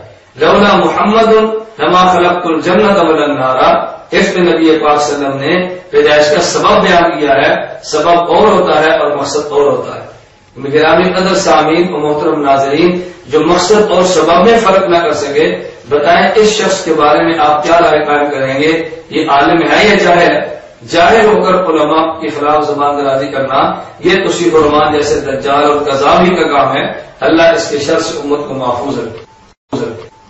گرامی قدر سامعین و محترم ناظرین، مولانا طارق جمیل صاحب دامت برکاتہم نے ایک سید زادی کا واقعہ نقل کیا، اس کے لیے مولانا صاحب نے ایک خواب بیان کیا۔ توصیف الرحمان دجال اور کذاب نے اس خواب کو غلط ثابت کرنے کے لیے جس انداز میں پیش کیا، اس کا خلاصہ صرف یہ تھا کہ دو شخصوں کو یک وقت خواب آئی، اور یہ کیسے ممکن ہے کہ اسی وقت ایک کو خواب آئی اسی وقت دوسری کو خواب آئی، ان دونوں میں آپس میں رابطہ کون سا تھا؟ میں گزارش صرف اتنی کروں گا کہ یہ وہ باتیں ہیں کہ جن کو خرق عادت کہتے ہیں، اور خرق عادت ہونا الگ بات ہے اور بالکل خلاف قانون ہونا الگ بات ہے۔ اگر یہ بات خلاف واقعہ یا خلاف شریعت ہے تو میں توصیف الرحمان دجال اور کذاب سے سوال کر سکتا ہوں۔ اس وقت میرے ہاتھ میں کتاب کرامات اہل حدیث ہے جس کے مصنف مولانا عبد المجید سودروی مرحوم ہیں، اور اس کتاب کو مسلمان کمپنی نے چھاپا ہے، ترتیب و تدوین محمد ادریس فاروقی نے دی ہے۔ اس کتاب کے صفحہ نمبر 101 پہ ایک کشف نقل کرتے ہیں۔ تحصیل سرسا میں ایک بڑے رئیس اور نواب تھے، ان کی صاحبزادی بیمار ہو گئی، کئی علاج کیے مگر افاقہ نہ ہوا۔ انہوں نے چاہا کہ مولوی صاحب کو بلایا جائے، وہ دم کریں گے تو شفا ہو جائے گی۔ چنانچہ آپ کی طرف آدمی بھیجا گیا، آپ جانے کے لیے تیار ہوئے، سواری منگائی گئی کہ مان آپ نے فرمایا اب جانا فضول ہے، تو لڑکی کا تو انتقال ہو گیا ہے۔ چنانچہ آدمی واپس آ گیا تو معلوم ہوا کہ ٹھیک اسی وقت جب مولوی صاحب نے فرمایا تھا اس کی روح کب سے انسلی سے پرواز کر گئی تھی۔ میں توصیف الرحمان دجال اور کذاب سے کہوں گا کہ آپ ایک بیان اس کرامات اہل حدیث کتاب کے خلاف بھی ریکارڈ کرا دیں، مولانا عبد المجید سودروی پر بھی فتویٰ عائد کر دیں، اور ان حضرات کے بارے میں کہہ دیں کہ یہ قرآن و سنت کے خلاف ہے، یہ کفر ہے، یہ شرک ہے، یا جو بھی آپ اس کا عنوان دینا چاہیں آپ اس کا عنوان دیں۔ بلکہ اس سے بڑھ کر جن کرامات کا تذکرہ کیا میں مثال کے طور پہ 1-2 کرامات اس میں سے بیان کرتا ہوں تاکہ اگر کوئی غیر مقلد مولوی کرامت بیان کرتے ہو اکابر علماء دیوبند کا مذاق اڑائے تو آپ اس کے جواب میں وہ کرامات پیش کریں جو ان کے اکابر نے اپنے کتب میں تعلیم کی ہے۔ اس تیسرا 126 پہ عنوان قائم کرتے ہیں حیران کن واقعہ۔ کہتے ہیں ایک مرتبہ دلاور سے ہمارے کچھ عزیز سودے آئے، ہم اپنے باغ میں سیر کے لیے گئے، عائشہ کی ایک بچی اصرار کرنے لگی میں نے امرود لینا ہے، مگر امرود کا پھل ختم ہو چکا تھا کیونکہ باغ آؤٹ آف سیزن ہو چکا تھا۔ بچی یعنی اپنی نواسی کو بضد دے کر انہوں نے اپنا دستے مبارک درخت کی طرف کر کے جیسے کوئی پھل توڑتا ہے پیچھے لیا۔ اگر یہی جملہ حضرت شیخ زکریا رحمہ اللہ اپنے کسی شیخ کے بارے میں مبارک کا لفظ کہہ دیتے تو میں سمجھتا ہوں تو سفر مالک طوفان کھڑا کرتا کہ دیکھو یہ بزرگوں کی مبارک کہنا شروع کر دیے۔ تو ان کے بابرکت ہاتھ میں موٹا تازہ پکا ہوا امرود تھا۔ یہ ماجرا میں نے خود دیکھا اور حیران تھا، اور اب بھی حیران ہوں کہ امرود کہاں سے آ گیا۔ امرود کہاں سے آ گیا؟ میں مصنف سے کہتا ہوں حیران ہونے کی ضرورت نہیں ہے، آپ اس کے لیے تو صرف فرمان جیسے دجال سے رابطہ کرے وہ تمہیں بتائے گا امرود کہاں سے آ گیا۔ اس کے لیے بہترین ان کے فتویٰ ساز فیکٹری موجود ہے، تو انشاءاللہ ایسا بتائے گا کہاں سے آئے گا، تمہارا دماغ بھی ٹھیک ہوگا اور تمہارے اکابر کی روح بھی خوش ہو جائیں گی کہ ہماری تحریرات پہ کس انداز میں بابرکت تبصرہ کیا جا رہا ہے۔ آگے صفحہ 141 پہ ایک عنوان قائم کرتے جانور بھی بات مانتے تھے۔ بہت سے لوگ جانوروں کے لیے چارہ آٹا وغیرہ دم کروانے آتے، آپ دم کر کے دیتے، اللہ تعالیٰ جانوروں کو شفا دے دیتا۔ تلواڑے کا ایک شخص میرے پاس آیا، وہ بیان کرنے لگا کہ میری گائے دودھ نہیں دے رہی تھی۔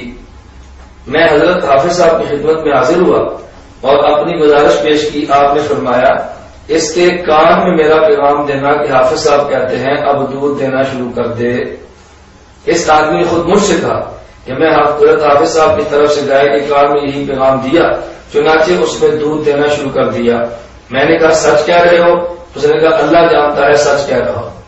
یہ فقیر آدمی سادہ انسان ہو گئے، اس نے کہہ دیا، ورنہ اگر یہ توصیف فرمان دجال کذاب کے سامنے واقعہ بیان کرتا، اس نے جھٹ سے کہنا تھا منہ بنا کے تسنوں کے ساتھ اور تجربوں کے ساتھ اور اپنے منہ کو مسکینی کے انداز میں پیش کر کے اس نے کہنا تھا خدا کی قسم انا للہ و انا الیہ راجعون، لا حول ولا قوت الا باللہ، حاشا وکلا یہ جھوٹ ہے۔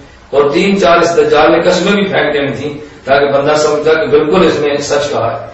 آگے صفحہ 143 کے عنوان قائم کرتے ہیں رب آپ کی خواہش کا خیال فرماتا، سبحان اللہ، رب آپ کی خواہش کا خیال فرماتا۔ آپ نے بیان کیا ایک بار میں اللہ کی مخلوق کو دیکھنے چڑیا کر گیا، جب مور کو دیکھا تو میرے دل میں خیال آیا کہ کبھی اپنے پر کھول کر چلے تاکہ میں اسے اس حالت میں دیکھوں۔ اللہ کی قدرت اسی وقت اس نے اپنے پر کھول دیے۔ کئی بار ایسا ہوا ادھر خواہش کی ادھر اللہ تعالیٰ نے پوری فرما دی۔ آپ اس بندے سے پوچھو، اسی توصیف فرمان میں مولانا طارق جمیل صاحب دامت برکاتہم کہ ایک واقعے میں تبصرہ یوں کیا کہ محمد حسین بغدادی ایک ولی تھے، ان کے ہاں ایک باندی تھی، اس باندی رات کو اٹھ کے اللہ سے دعا مانگی، اللہ جو مجھے آپ سے محبت ہے، اللہ جو آپ کو مجھ سے محبت ہے اس کا واسطہ۔ تو حضرت فرمانے لگے کہ تو یہ کہے جو مجھے آپ سے محبت ہے اس کا واسطہ، تو تجھے کیسے پتہ اللہ تجھ سے محبت کرتا ہے؟ اس نے کہا اگر مجھ سے محبت نہ کرتے تو آپ کو سلا کے مجھے اپنے دربار میں کیوں جگاتے؟ تو اس باندھی نے دعا مانگی اللہ میرے اس محبت کا پردہ اب کھل چکا ہے، مجھے اپنے پاس بلا لے۔ ان کی خواہش پر اللہ نے پورا کیا اور بلا لیا۔ یہ واقعہ تو غلط ہوا۔ چودھری صاحب نے یہ جو کرامت اپنی کتاب صفحہ 143 پر بیان کی ہے کرامات اہل حدیث میں، رب آپ کی خواہش کا خیال فرماتا، اگر وہ باندھی بیچاری خواہش کا اظہار کرے اللہ ان کی خواہش پوری فرما کے وصال کا موقع عطا فرمائے اور اس کی روح قبض فرما لیں۔ یہ تو خلاف واقعہ ہے، خلاف شریعت ہے، قرآن و حدیث کے خلاف ہے۔ اور اگر یہی جملہ اسی قسم کا واقعہ کرامات اہل حدیث میں اہل حدیث عالم پیش کر دے تو وہ کیسے ٹھیک ہے؟ اس لیے میں اس دجال سے کہوں گا کہ جس طرح آپ کو اس باندی اور سید محمد حسین بغدادی مرحوم کے واقعے پر اعتراض ہے، آپ ایک اعتراض اس پر بھی ریکارڈ فرما دیں تاکہ ہمیں پتہ چلے کہ آپ بڑے دیانتدار قسم کے مبلغ ہیں، اور جو آخر میں آپ کے لیے تبلیغ دین اور گمراہ مبلغین کا عنوان قائم غلط ہے، بلکہ آپ تو ہدایت یافتہ اور بڑے نیک مبلغ ہیں، تاکہ ہمیں اندازہ ہو کہ گمراہ مبلغ کا عنوان ٹھیک نہیں تھا، بلکہ آپ سب ہادی مبلغ کا عنوان ہونا چاہیے۔ لیکن انشاءاللہ ثم انشاءاللہ ایسا ہرگز نہیں کریں گے. علماء دیوبند کی ٹھیک بات کے خلاف بھی گفتگو ریکارڈ کرائیں گے، اور اگر وہی بات مسئلے کے اہل حدیث کا عالم نقل کرے اس کو آپ شیر مادر سمجھ کر ہضم کر جائیں گے. یہ دو رخی دجال ہی کر سکتا ہے. اپنوں کی بات پر پردہ کاٹ کر دوسروں کی بات کو بیان کرنا یہ زمانے کا کذاب ہی کر سکتا ہے. اللہ اس دجال اور کذاب کی شر سے پوری امت کو محفوظ رکھے. اللہ کو یہ سوال آنا پسند آیا کہ اللہ گویا خود اس مجلس میں اتر آیا، مدینے کی مسجد میں اتر آیا، اور حضور کو جواب دینے سے پہلے کہا میرے بندو تمہارے پاس ہی بیٹھا ہوں، فإنی قریب وإذا سألك عبادی عنی فإنی قریب، کھل نہیں ہے درمیان میں. گرامی قدر سامعین و محترم ناظرین، مولانا طارق جگیر صاحب دامت برکاتہ نے کس قدر خوبصورت پیرائے میں وَإِذَا سَأَلَكَ عِبَادِي عَنِّي فَإِنِّي قَرِيبٌ اس آیت کی تشریح عوام کے فہم کے مطابق سمجھانے کے لیے فرمائی ہے کہ اللہ رب العزت فرماتے ہیں اے میرے نبی جب میرے بارے میں میرے بندے پوچھیں تو میں خود جواب دیتا ہوں. گویا اللہ اتر آئے، گویا اللہ نے جواب دیا. اب اس پر توصیف الرحمان دجال اور کذاب کو اعتراض کیا ہے کہ اللہ کیسے اتر آئے، اللہ مدینے میں کیسے ہے، وہ تو مستوی علی العرش ہے. اللہ کے بارے میں یہ کہنا کہ اللہ مسجد میں آ گیا، اللہ مدینے میں آ گیا، اللہ نے کہا میں تمہارے پاس بیٹھا ہوں، میں تمہارے سامنے کھڑا ہوں، یہ اللہ کی توہین ہے، یہ اللہ کے اوپر جھوٹ ہے. میں یہ سمجھتا ہوں کہ یا توصیف الرحمان اپنے اصول سے ناواقف ہے، اپنی کتابوں سے ناواقف ہے. توصیف الرحمان کا علم اس قدر محدود ہے کہ اپنے عقائد کو بھی نہیں جانتا. میں آپ سے بات پوچھتا ہوں کیا تمہارے علماء نے یہ دعویٰ نہیں کیا کہ اللہ رب العزت کی صفات اور آیات پر ایمان بغیر تعویل کے لانا واجب ہے؟ تو اگر مولانا طارق جگیر صاحب نے یہ بھی نہیں فرمایا کہ اللہ مدینہ میں خود اتر کر فرماتے ہیں کہ میں جواب دیتا ہوں، فرمایا وَإِذَا سَأَلَكَ عِبَادِي عَنِّي فَإِنِّي قَرِيبٌ. گرامی قدر ناظرین، آپ خود مولانا طارق جگیر صاحب دامت برکاتہ کی زبان سے یہ جملہ سنیں اور پھر غور کریں کہ مولانا کیا فرمانا چاہتے ہیں. اللہ کو یہ سوال آنا پسند آیا کہ اللہ گویا خود اس مجلس میں اتر آیا. مولانا فرمایا کہ گویا اللہ اتر آتے ہیں اور گویا اللہ یہ جواب دیتے ہیں. اب اللہ کا اتر آنا اور بات ہے اور گویا کا اتر آنا اور بات ہے. جہاں تک تعلق ہے گویا کے ساتھ تعبیر کرنا تو یہ تعبیرات تو احادیث مبارکہ میں موجود ہے. ایک تعبیر خود نبی پاک صلی اللہ علیہ وسلم کی زبان مبارک سے اور ایک تعبیر دیوان دربار رسالت کے شاعر حضرت حسان بن ثابت رضی اللہ عنہ کی زبان مبارک سے. حدیث جبرائیل میں ہے نبی کریم صلی اللہ علیہ وسلم سے جبرائیل نے پوچھا من احسان، یا رسول اللہ اخبرنی عن الاحسان، احسان کیا چیز ہے ہمیں بتائیں. رسول اکرم صلی اللہ علیہ وسلم نے ارشاد فرمایا ان تعبد اللہ کأنک تراہ فإن لم تکن تراہ فإنہ یراک. تو عبادت اللہ کی یوں کر گویا کہ تو اللہ کو دیکھتا ہے. اب اللہ کو دیکھنا اور بات ہے اور گویا کہ اللہ کو دیکھنا اور بات ہے. تو نبی کریم صلی اللہ علیہ وسلم نے کہا اللہ کا تراہ فرمایا اور اس پر کوئی فتویٰ نہیں ہے. ہمارا ایمان ہے کہ حضور اکرم صلی اللہ علیہ وسلم فرمایا بالکل سچ فرمایا. حضرت حسان بن ثابت رضی اللہ تعالیٰ عنہ ارشاد فرماتے ہیں وَأَحْسَنُ مِنْكَ لَمْ تَرَ قَطُّ عَيْنِي وَأَجْمَلُ مِنْكَ لَمْ تَلِدِ النِّسَاءُ خُلِقْتَ مُبَرَّأً مِنْ كُلِّ عَيْبٍ كَأَنَّكَ قَدْ خُلِقْتَ كَمَا تَشَاءُ كَأَنَّكَ قَدْ خُلِقْتَ كَأَنَّكَ قَدْ خُلِقْتَ. نبی پاک صلی اللہ علیہ وسلم فرمایا ان تعبد اللہ کأنک تراہ. حضرت حسان رضی اللہ عنہ فرمایا وَأَحْسَنُ مِنْكَ لَمْ تَرَ قَطُّ عَيْنِي، حضور آپ سے خوبصورت میری آنکھ نے نہیں دیکھا. وَأَجْمَلُ مِنْكَ لَمْ تَلِدِ النِّسَاءُ، آپ سے خوبصورت ماں نے پیدا ہی نہیں، ماں نے جنا ہی نہیں. خُلِقْتَ مُبَرَّأً مِنْ كُلِّ عَيْبٍ، آپ کو تمام عیوب سے پاک پیدا کیا گیا. كَأَنَّكَ قَدْ خُلِقْتَ كَمَا تَشَاءُ، گویا کہ آپ یوں پیدا ہوئے جیسے آپ چاہتے ہیں. اب اگر حسان رضی اللہ عنہ فرماتے آپ یوں پیدا ہوئے جیسے آپ چاہتے ہیں تو مانا اور ہوتا، اور آپ کو یوں پیدا کیا گیا گویا کہ جیسے آپ چاہتے ہیں تو مانا اور ہوا. تو گویا کا مانا الگ ہوتا ہے اور اس کے اوپر ہی کارنا کا تشبیہ کا لفظ چلانا بالکل الگ طرح ہے. میں اس لیے گزارش کر رہا تھا کہ توصیف الرحمان جہاں پہ دجال ہے وہاں پہ کذاب ہے اور وہاں جاہل بھی ہے. علم دنیا سے ناواقف شخص ایسی باتوں پہ اعتراض کرتا ہے، وگرنہ علم رکھنے والا بندہ ایسی باتوں پر اعتراض نہیں کرتا. جبکہ دیگر احادیث مبارکہ پہ غور کیا جائے تو نبی کریم صلی اللہ علیہ وسلم کے بارے میں تو یہاں تک بھی احادیث نبی کریم صلی اللہ علیہ وسلم نے یہاں تک ارشاد فرمایا ینزل ربنا، اللہ رب العزت آسمان دنیا پہ اترتے ہیں، اور پھر فرماتے حال میں مستغفر اغفر لہ. آپ کوئی تعریف تو اس کی بھی کریں گے نا. اگر یہ کہیں گے خدا عرش پہ ہے پھر اترتے کیسے ہیں؟ اگر ینزل ربنا کا معنی کریں گے تعبیر کے ساتھ تو مستوی علی العرش کا معنی کیا ہوگا؟ اگر محمد عارف جمیل صاحب دامت برکات یوں فرمائیں گویا کہ خدا اتر کے یوں فرماتا ہے تو آپ نے کہا مستوی علی العرش والی صفت کے خلاف ہے. تو جب نبی صلی اللہ علیہ وسلم فرمایا ینزل ربنا، اللہ آسمان دنیا پہ اترتا ہے، تو کیا پھر یہ حدیث مستوی علی العرش والی صفت کے خلاف نہیں ہوگی؟ جب نبی پاک صلی اللہ علیہ وسلم اللہ رب العزت کی ذات کے بارے میں ارشاد فرمائیں کہ جب بندہ میرے پاس ایک ہاتھ آئے تو میں ایک اس کی طرف ذرا آتا ہوں، بندہ میرے پاس ذرا آئے میں چل کر آتا ہوں، بندہ چل کر آئے تو میں دوڑ کر آتا ہوں. تو رسول اکرم صلی اللہ علیہ وسلم حدیث بیان فرمائی.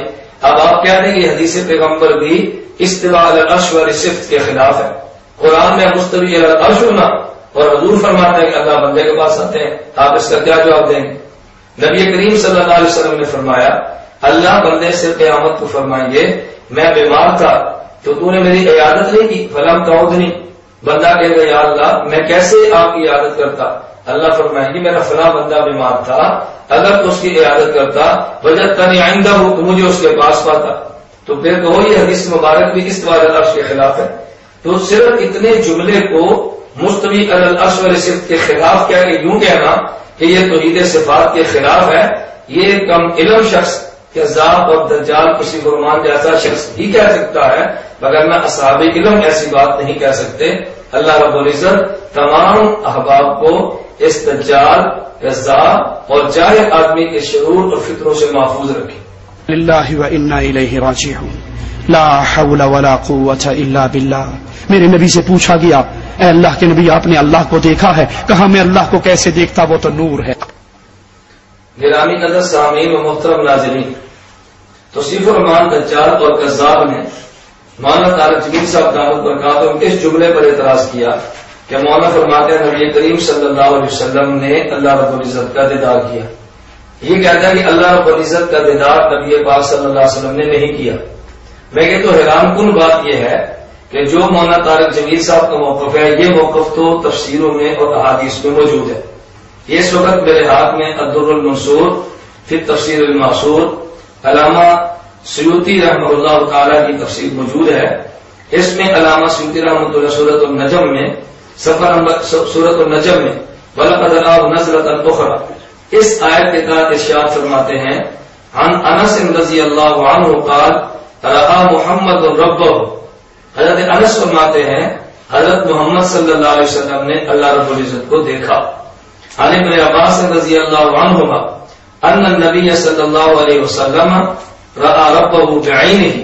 نبی کریم صلی اللہ علیہ وسلم نے اللہ رب العزت کو اپنی آنکھ سے دیکھا. عن ابن عباس رضی اللہ عنہما قال ان محمد رأى ربه مرتين مرة ببصره ومرة بفؤاده. حضرت ابن عباس رضی اللہ عنہما فرماتے ہیں نبی کریم صلی اللہ علیہ وسلم نے اللہ رب العزت کو دو مرتبہ دیکھا، ایک مرتبہ آنکھ سے دیکھا اور ایک مرتبہ اپنے دل سے دیکھا. اور حضرت اکرمہ رحمہ اللہ فرماتے ہیں رأى محمد صلی اللہ علیہ وسلم ربه کہ نبی کریم صلی اللہ علیہ وسلم نے اللہ رب العزت کو دیکھا.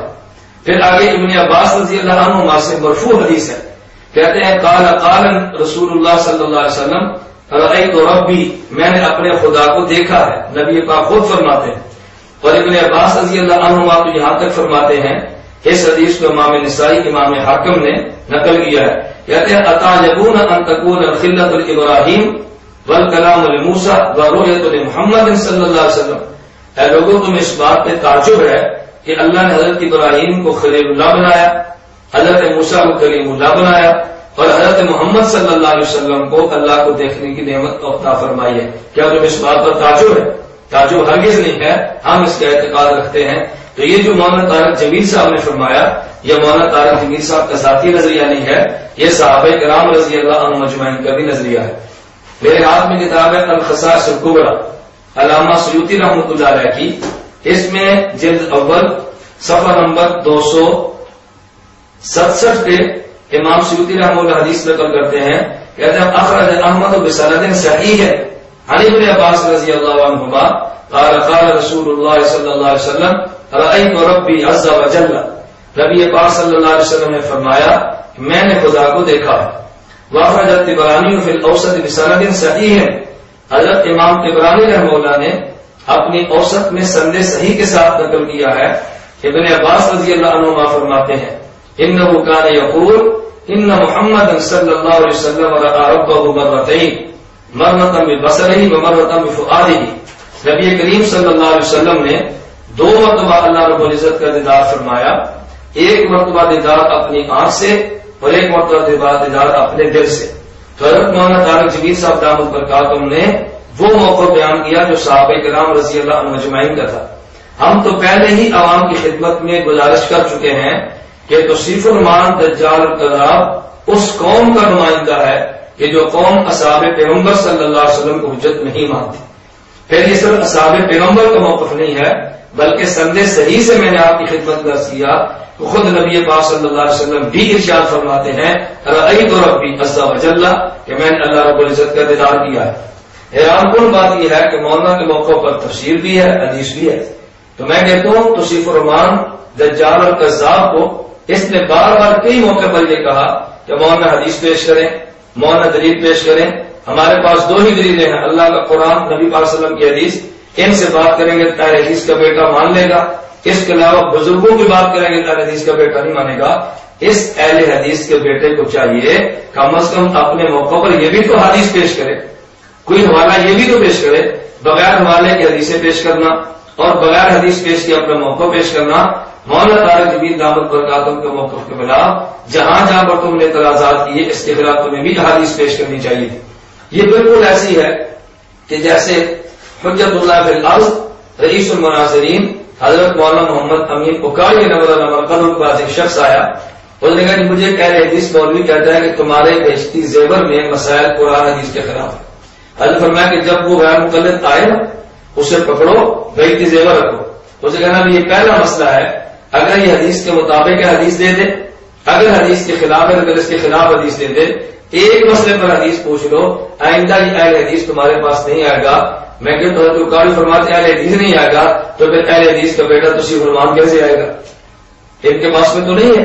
تو چاہیے کہ آدمی خود بھی تو حوالے پیش کرے، خود بھی تو حدیث پیش کرے، ماں دوسرے آدمی سے حوالہ جات اور دلائل کے مطالبہ ہی نہ کرتا رہے۔ تو مولانا طارق جمیل صاحب دامت برکاتہم کا یہ موقف بحمد اللہ تعالی نبی پاک صلی اللہ علیہ وسلم کے صحابہ کا موقف ہے رضی اللہ عنہم اور خود رسول اکرم صلی اللہ علیہ وسلم کے ارشاد کے عین مطابق ہے۔ لہذا اللہ ہمیں مولانا والے موقف اختیار کرتے ہوئے اس دجال اور کذاب اور جہل کے موقف سے محفوظ رہنے کی توفیق عطا فرما۔ اگر تو نے فیصلہ نہیں کیا تو اتنے بڑے مجمع کی اٹھے ہاتھ رکھنا فرما اور ابھی اعلان کر دے کہ میں آ رہا ہوں، تو کہہ دے میں آ رہا ہوں۔ فرشتوں کو اتار دے، لشکروں کو اتار دے، جبریل کو بھیج دے، میکائیل کو بھیج دے، اسرافیل کو بھیج دے، آج کے فرعونوں کو پکڑ۔ یا اللہ، مصر کا فرعون صرف 70,000 بچوں کا قاتل تھا، ہمارے فرعون تو آجا بڑی دیر ہو گئی ہے، تو آجا بڑی دیر ہو گئی ہے، تجھے تیری عزتوں کا واسطہ، ہم تجھے بلانے آئے ہیں۔ بچہ مار کھا کے ابا کو بلانے جاتا ہے، ہم بھی پٹ کے تجھے بلانے آئے ہیں، آجا آجا نا، تو آ جانا میرے مولا، تو آ جانا میرے مولا، ہماری جگہ ہنسائی بڑی ہو گئی، اب تو آ نا یا اللہ، اب تو تیری خدائی پہ ہاتھ ڈال رہے ہیں، وہ کہہ رہے ہیں ہم خدا ہیں، تو آ کے انہیں دکھا دے یا اللہ، آجا آجا ہماری ضد مان لے، تو ہمارے سامنے ہوتا ہم تیرے پاؤں پکڑ لیتے، ہم تجھ سے چمٹ جاتے، ہم ضد کرتے، ہم روتے دھوتے، ہم لوٹ پوٹ ہوتے ہیں تیرے آگے پیچھے، یا اللہ ہم شور مچاتے، اب بھی ہم اپنے ایمان کے تصور میں تیرے ہی قدموں میں گرے پڑے ہیں، تیرا ہی دامن تھام رہے ہیں، ہمیں اپنی جھولی میں چھپا لے ماں، اور تو دروازے نہ کھولے تو تیرے یہ بندے اب کہاں جائیں گے، یہ دھتکارے ہوئے اب کہاں جائیں گے۔ طارق جمیل کی دعائیں سنیے زلزلے کے بعد۔ انہوں نے تقریر کی اور دعائیں کی. کہا اے اللہ تجھ سے لپٹنے کو جی چاہ رہا ہے, تیرے پاؤں پکڑنے کو جی چاہ رہا ہے, تو ہمارے سامنے آ, ہم تجھ سے لپٹ کر رونا چاہتے ہیں, ہم تجھ سے چمٹنا چاہتے ہیں. مولا آ جا, میری گود میں آ جا, آ جا, آ جا, آ جا. انا للہ و انا الیہ راجعون. یہ میرے اللہ کی توہین نہیں ہے, یہ اللہ کی بے ادبی نہیں ہے, یہ اللہ کے ساتھ گستاخی نہیں ہے. مولانا آپ کی اس جرت پر ہم صرف ایک ہی جملہ کہیں گے, انا للہ و انا الیہ راجعون.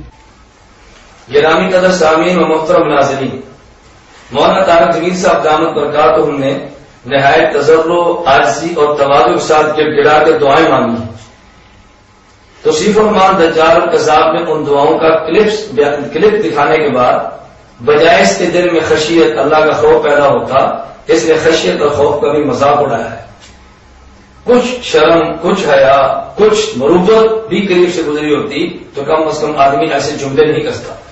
عجیب بات ہے, زلزلے کے موقع پر مولانا دعائیں فرما رہے ہیں, مولانا کڑ رہے ہیں, مولانا رو رہے ہیں, اس کی زبان سے ایک جملہ بھی ان متاثرین زلزلہ کے حق میں نہیں نکلا. ایک مرتبہ دعائیہ جملہ ان تیری زبان سے نہیں نکلا. مولانا طارق جمیل دعوت برکات نے تو یہ موقع اختیار یہ نہیں کہا اللہ تیرے پاؤں پکڑ لیں, اللہ تیرے پاؤں لپٹ جائیں, اللہ تیری گود میں بٹھا لینا. مولانا فرماتے ہیں اللہ اگر تو ہمارے سامنے ہوتا ہم یوں کر لیتے, اللہ ہم یوں کر لیتے, اللہ ہم یوں کر لیتے. تو میں کہتا ہوں یہ تو بالکل وہی ہے کہ جیسے میں نے پہلے کہا نا کہ گویا اور ہوتا ہے اور سچ میں اتر آنا اور ہوتا ہے. اللہ کو منانے کے لیے ایسی باتیں کہنا یہ الگ بات ہے, اور سامنے کہہ رہے ہیں کہ اللہ میں تیرے پاؤں پکڑتا ہوں یہ بات الگ ہے. اور بس اوقات آدمی محبت الہیہ میں غرق ہو کر یا بس اوقات آدمی جذبات میں مغلوب الحال ہو کر ایسے جملے کہہ دیتا ہے, ان جملوں کو خلاف شریعت کوئی نہیں کہتا. میں اس کی ایک مثال دیتا ہوں. نبی کریم صلی اللہ علیہ وسلم نے ارشاد فرمایا بندہ گناہوں سے توبہ کرتا ہے خدا خوش ہوتے ہیں. اللہ رب العزت کتنے خوش ہوتے ہیں, اتنے خوش ہوتے ہیں کہ جیسے ایک بندے کی سواری اونٹ یا کوئی سواری کو گم جائے, بندہ تلاش کرتا کرتا تھک گیا, سو گیا, اٹھا تو اچانک جا کر اس کے سامنے موجود تھا, اور بندہ خوش ہو کے جملے کہتا ہے بندہ خوش ہو کر یہ جملے کہتا ہے اللہ کو, اے اللہ میں خدا ہوں اور تو میرا بندہ ہے, خوش ہو کر جملے کہتا ہے. اب نبی پاک صلی اللہ علیہ وسلم یہ نہیں فرمایا کہ جملے خلاف شریعت ہے, حالانکہ خلاف شریعت ہے. مطلب یہ تھا کہ بندہ خوشی کے عالم میں کبھی ایسے جملے کہتا ہے, اگر بغیر مغلوب الحال ہونے کے جملے کہتا تو شاید حکم اور ہوتا, اور مغلوب الحال ہو کر جملے کہے اس کا حکم اور ہوتا ہے. اور اس کی ایک اور حدیث مبارک سنیں. رسول اکرم صلی اللہ علیہ وسلم غزوہ بدر میں تشریف لے گئے ہیں. 313 صحابہ کرام رضی اللہ عنہم اجمعین آپ کی معیت میں ہیں. مقابلے میں دشمن کی تعداد 1000 ہے, جنگجو دشمن ہے, اسلحے کے ساتھ لیس ہے, ان کے بہادر سردار میدان جنگ میں ہیں, اور سب کچھ سامان ان کے پاس موجود ہے. رسول اکرم صلی اللہ علیہ وسلم اللہ رب العزت کے دربار میں یوں دعا مانگتے ہیں اللہم ان تہلک هذه الاصابۃ, یا اللہم ان تہلک هذه الاصابۃ فلن تعبد ابدا. اللہ اگر یہ میری مٹھی پر جماعت آج ختم ہو گئی, اے میرے اللہ اگر یہ مٹھی پر جماعت ختم ہوگی قیامت تک ہرگز تیرا نام نہیں لیا جائے گا. آپ بتائیں کیا ان 313 پہ رسول اکرم صلی اللہ علیہ وسلم کا دین موقوف ہے؟ کیا اس کے بعد عیسیٰ علیہ السلام نے نہیں اترنا تھا؟ عیسیٰ علیہ السلام نے نازل نہیں ہونا تھا؟ حضرت مہدی نے پیدا نہیں ہونا تھا؟ کیا خلافت کا نظام پوری دنیا میں نہیں رہنا تھا؟ کیا جہاد قیامت تک نہیں رہنا تھا؟ رسول اکرم صلی اللہ علیہ وسلم نے یہ جملہ جذبات محبت میں رسول اکرم صلی اللہ علیہ وسلم نے اللہ رب العزت کے خصوصی تعلق میں ڈوب کر یہ جملہ ارشاد فرمایا ہے, اپنی جمع پونجی کو اللہ کی عدالت میں پیش کر کے فرمایا ہے. تو کوئی شخص رسول اکرم صلی اللہ علیہ وسلم فتویٰ عائد کر سکتا ہے؟ تو کبھی آدمی موقع کے مناسب اپنے جذبات میں آ کر یہ جملہ کہہ دیتا ہے, وہ جملہ عام حالات میں ہو تو شاید بندہ اس کے بارے میں اور رائے قائم کرے, لیکن اس حالت میں اس جملے کو یوں اس پہ تبصرے نہیں کیے جاتے جو تبصرے توصیف الرحمان جیسے دجال اور کذاب نے کیے ہیں. میں سامعین اور ناظرین آپ کی خدمت میں آخر میں گزارش کروں گا, جیسا کہ میں نے شروع میں یہ بات کی تھی کہ گزشتہ شب رات مغرب کے بعد جب میں نے توصیف الرحمان کے یہ سارے کلپس اور اس کا بیان سنا, ہم نے اس وقت فیصلہ کیا کہ اس دجال اور کذاب کا منہ توڑ جواب دینا چاہیے, اپنے قابل علماء کا دفاع کرنا چاہیے. تو آپ کے سامنے ہے, ہم نے اسی طرح مرض کی حالت میں صحت کا انتظار کیے بغیر جواب دیا ہے کہ زندگی اور موت کا مالک خدا ہے, اپنے حالات کا علم نہیں ہوتا, اور جب تک اللہ توفیق عطا فرمائے دین اور علماء دین کا دفاع کرتے رہنا چاہیے. آپ تمام احباب سے گزارش ہے دعا فرمائیں ہماری جماعت اتحاد اہل سنت والجماعت، ہمارا نشریاتی ادارہ احناف میڈیا سروس، اللہ اس کو قائم اور دائم رکھے. ہماری اس پوری ٹیم کو اللہ خصوصی مدد اور نصرت فرمائے. اخلاص کے ساتھ اللہ تعالیٰ میں آخر کام کرنے کی توفیق عطا فرمائے. ہمیں اپنے اس مشن کے لیے جو اسباب، وسائل، افراد اور ضروریات چاہیے، اللہ خزانہ غیب سے اس کو پورا فرما دے، تاکہ ہم مرتے دم تک اپنے دین کا، علماء دین کا دفاع کرتے رہیں. اور ہم اس دفاع کو بہت ضروری سمجھ کر کرتے ہیں. اور میں یہ غلط فہمی کا اظہار کرنا نہایت ضروری سمجھتا ہوں. بس اوقات مجھے بعض حضرات کہہ دیتے ہیں کہ مولانا آپ یہ فرمائیں فضائل اعمال کتاب ہے تو کیا اس کا مقام سے بخاری سے بلند ہے؟ کیا ہماری بنیادی کتاب ہے؟ اس پر اتنی شدت سے آپ دفاع کیوں کرتے ہیں؟ تبلیغی جماعت کیا ان سے کوئی اختلاف نہیں ہے؟ آپ شدت سے ان کا دفاع کیوں کرتے ہیں؟ میں اپنے حضرات کی خدمت میں آج پیغام دینا چاہتا ہوں کہ فضائل اعمال اگرچہ درسی کتب کے حوالے سے، مسائل کی کتابوں کے حوالے سے ہماری بنیادی حیثیت نہ رکھتی ہو، لیکن اس وقت پوری دنیا میں جو لوگ تبلیغی جماعت کی محنت کی برکت سے ہدایت پر آ رہے ہیں، بحمداللہ تعالیٰ یہ فضائل اعمال کی ہدایت کا سبب بنی ہے، اعمال پر آنے کا سبب بنی ہے. دشمن سمجھتا ہے کہ عوام کا لاکھوں کی تعداد میں طبقہ فضائل اعمال پر اعتماد کرتا ہے. ہم فضائل اعمال کو مجروح کر دیں تو تبلیغ جماعت مجروح ہوگی، تبلیغ جماعت مجروح ہوگی، مسلک دیوبند مجروح ہوگا، اور اس کی آڑ میں ان کے خلاف کام کرنا بڑا آسان ہوگا. تو فضائل اعمال کا دفاع تبلیغی جماعت کا دفاع ہے، تبلیغی جماعت کا دفاع ہمارے مسلک، ہمارے موقف کا دفاع ہے. بالکل اسی طرح جو ہمارے تبلیغی جماعت کے اکابر ہیں، اللہ ان کی عمر میں برکت عطا فرمائے. حاجی عبدالوہاب صاحب ہیں، مولانا جمشید صاحب ہیں، یا مولانا خورشید صاحب ہیں، مولانا